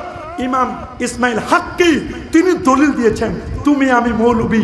কে দলিল দিয়েছেন? সূরা হজ্জের 36 নম্বর আয়াত শাউলুল্লাহ মুহাদ্দিস দেলবি ওমা ইউআজ্জিম শাআইরাল্লাহ ফাইন্নাহা মিন তাকওয়াল কুলুব।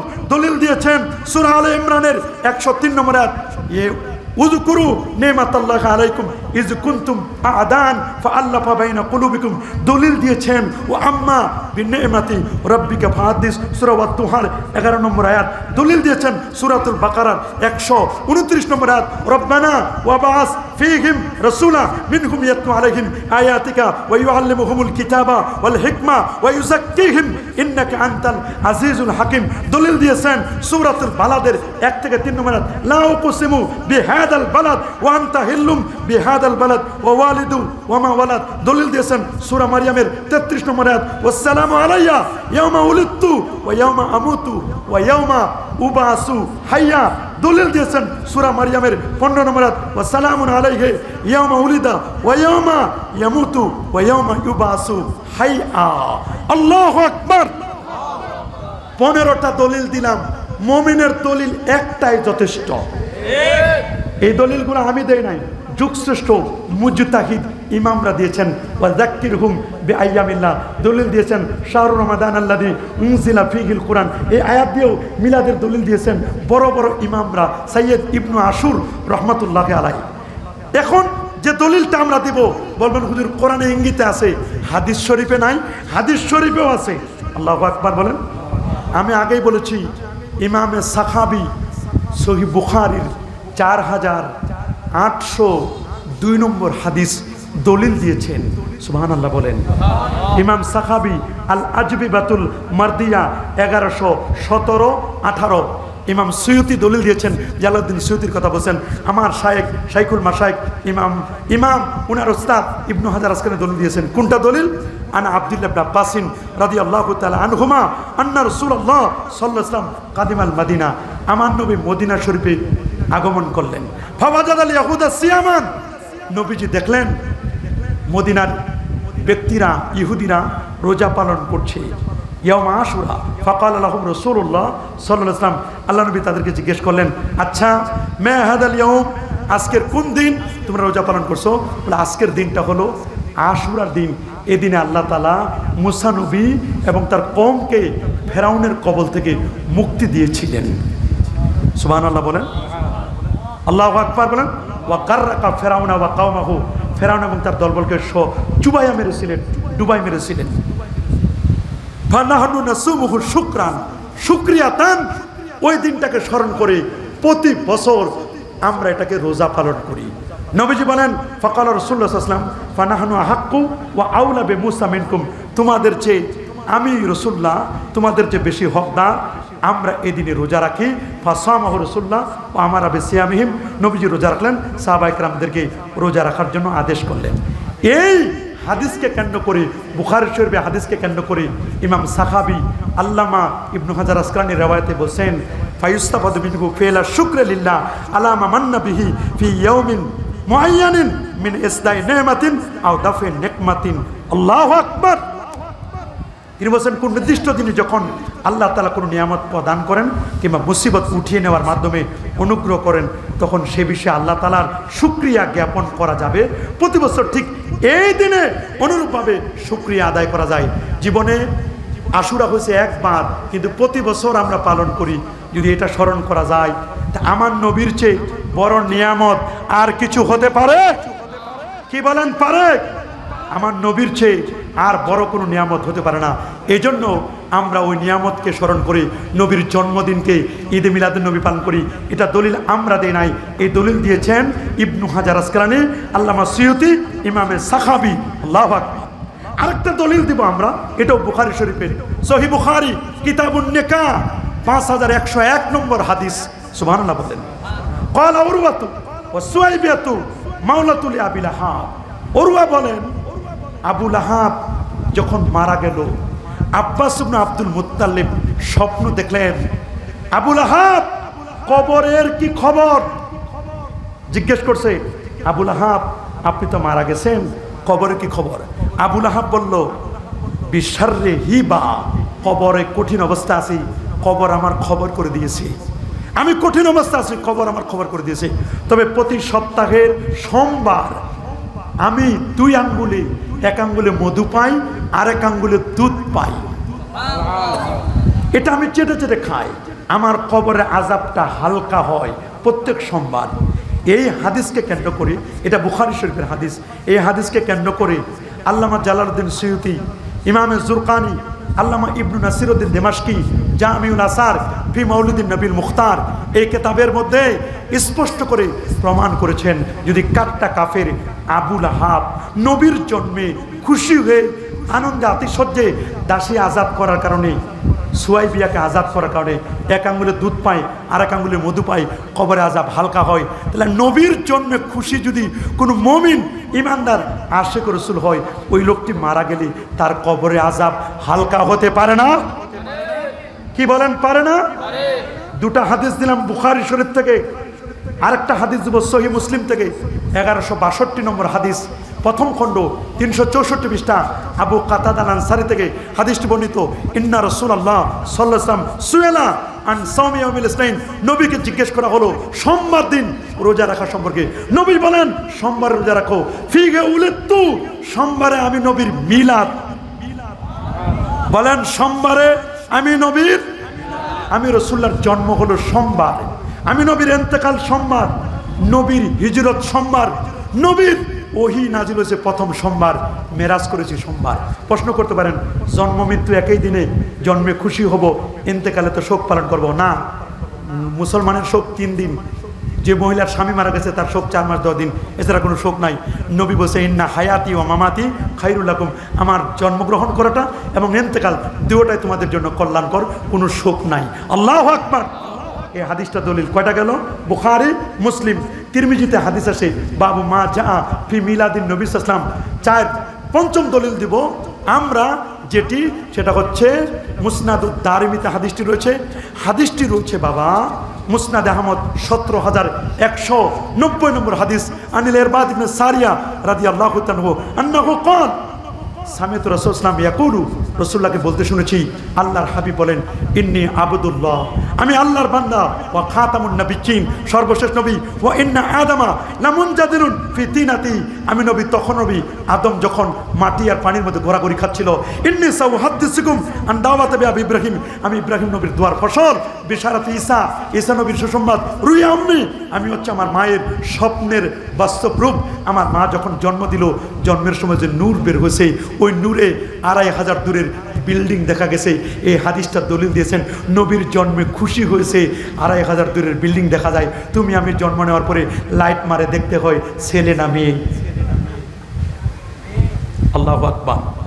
আরেকটি সহিহ হাদিস, যে হাদিসটিকে কেন্দ্র করে এই মুফতি, আপনাদের গোয়াইনঘাটের মুফতি সাহেব, এই মুফতি ভেজাল করেছিল ওই হাদিসটা নাকি মুনকার।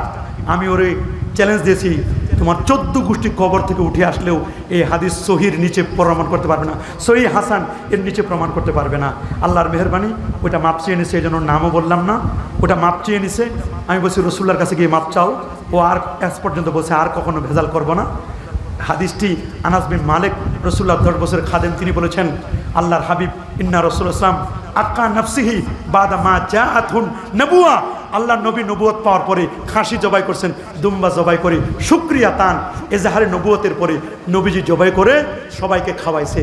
নবী যদি তার নবীর আকিকা তো তার দাদা আব্দুল মুত্তালিব করছে, নবী যে নবী হলেন তার জন্মের খুশিতে খাসি জবাই করে নবীজি তার জন্মদিন পালন করেছেন। আল্লামা সুয়ুতি বলেছেন, আমি উসমান গনি বলি নাই, অন্য কোনো আলেম বলে নাই, আল্লামা সুয়ুতির মতো ব্যক্তি বলেছেন এটা নবীজির জন্মদিনের শুকরিয়া। নবী যদি করতে পারে, আল্লামা সুয়ুতি যদি প্রমাণ করতে পারে, আমরা শুধু শুনাই দেব, দোষ আমাদের না। নিজের বেলায় 16 আনা, আমাদের বেলায় কানা, আমাদের বেলায় কানা হয়েও না। তোমার ইল্লাল্লাহ জিকির এটা বড় বেদাত, যে নির্বাচন করে এটা বড় বেদাত। কত হাজার হাজার বেদাত লালন করো, ওই বেদাতের খবর নাই। সেমিনার করো, সিম্পোজিয়াম করো, 1 চিল্লা 2 চিল্লা 3 চিল্লা, 1 সাল 2 সাল, কত চিল্লা দাও, এগুলো তো বড় বেদাত। এই বেদাতের খবর নাই। নবীর ঈদে মিলাদুন নবী নিয়ে কেন তো কটাক্ষ করো?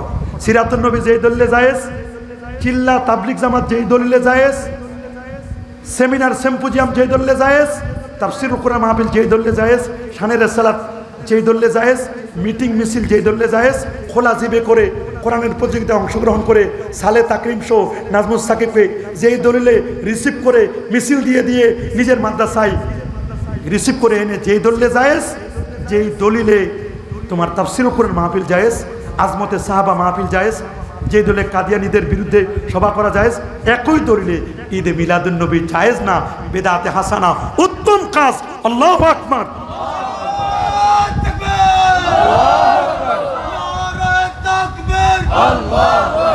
শেষ কথা, শেষ কথা, আব্দুল হক মুহাদ্দিস দেলবি বলে দিয়েছেন, আয় আল্লাহ मेरा कोई अमल ऐसा नहीं जो तेरी दरबार के लायक हो, मुझे सिर्फ एक अमल है जो बहुत शानदार है। আমার জীবনের কোনো আমল যদি কবুল না হয়, আমলের মধ্যে নোকসানিয়াত থাকতে পারে, কিন্তু নবীর ঈদে মিলাদুন নবীর মাহফিল, মিলাদ কিয়ামের মাহফিলে কোনো ত্রুটি বিচ্যুতি নাই, খালেস নিয়তে করেছি, এই উসিলায় আল্লাহ তুমি আমাদের মাফ করো। আর যেখানে ঈদে মিলাদুন নবীর উদযাপন করা হয়, 1 বছর পুরো এরিয়াকে, এলাকাকে সকল প্রকার আপদ বিপদ থেকে আল্লাহ তাআলা নিরাপদে রাখেন। আল্লাহ সবাইকে কবুল করুন, মাহফিলের আয়োজককে কবুল করুন, যারা সুন্দর আয়োজন করেছেন তাদেরকে কবুল করুন, দেশে বিদেশে যারা আছেন সবাইকে কবুল করুন।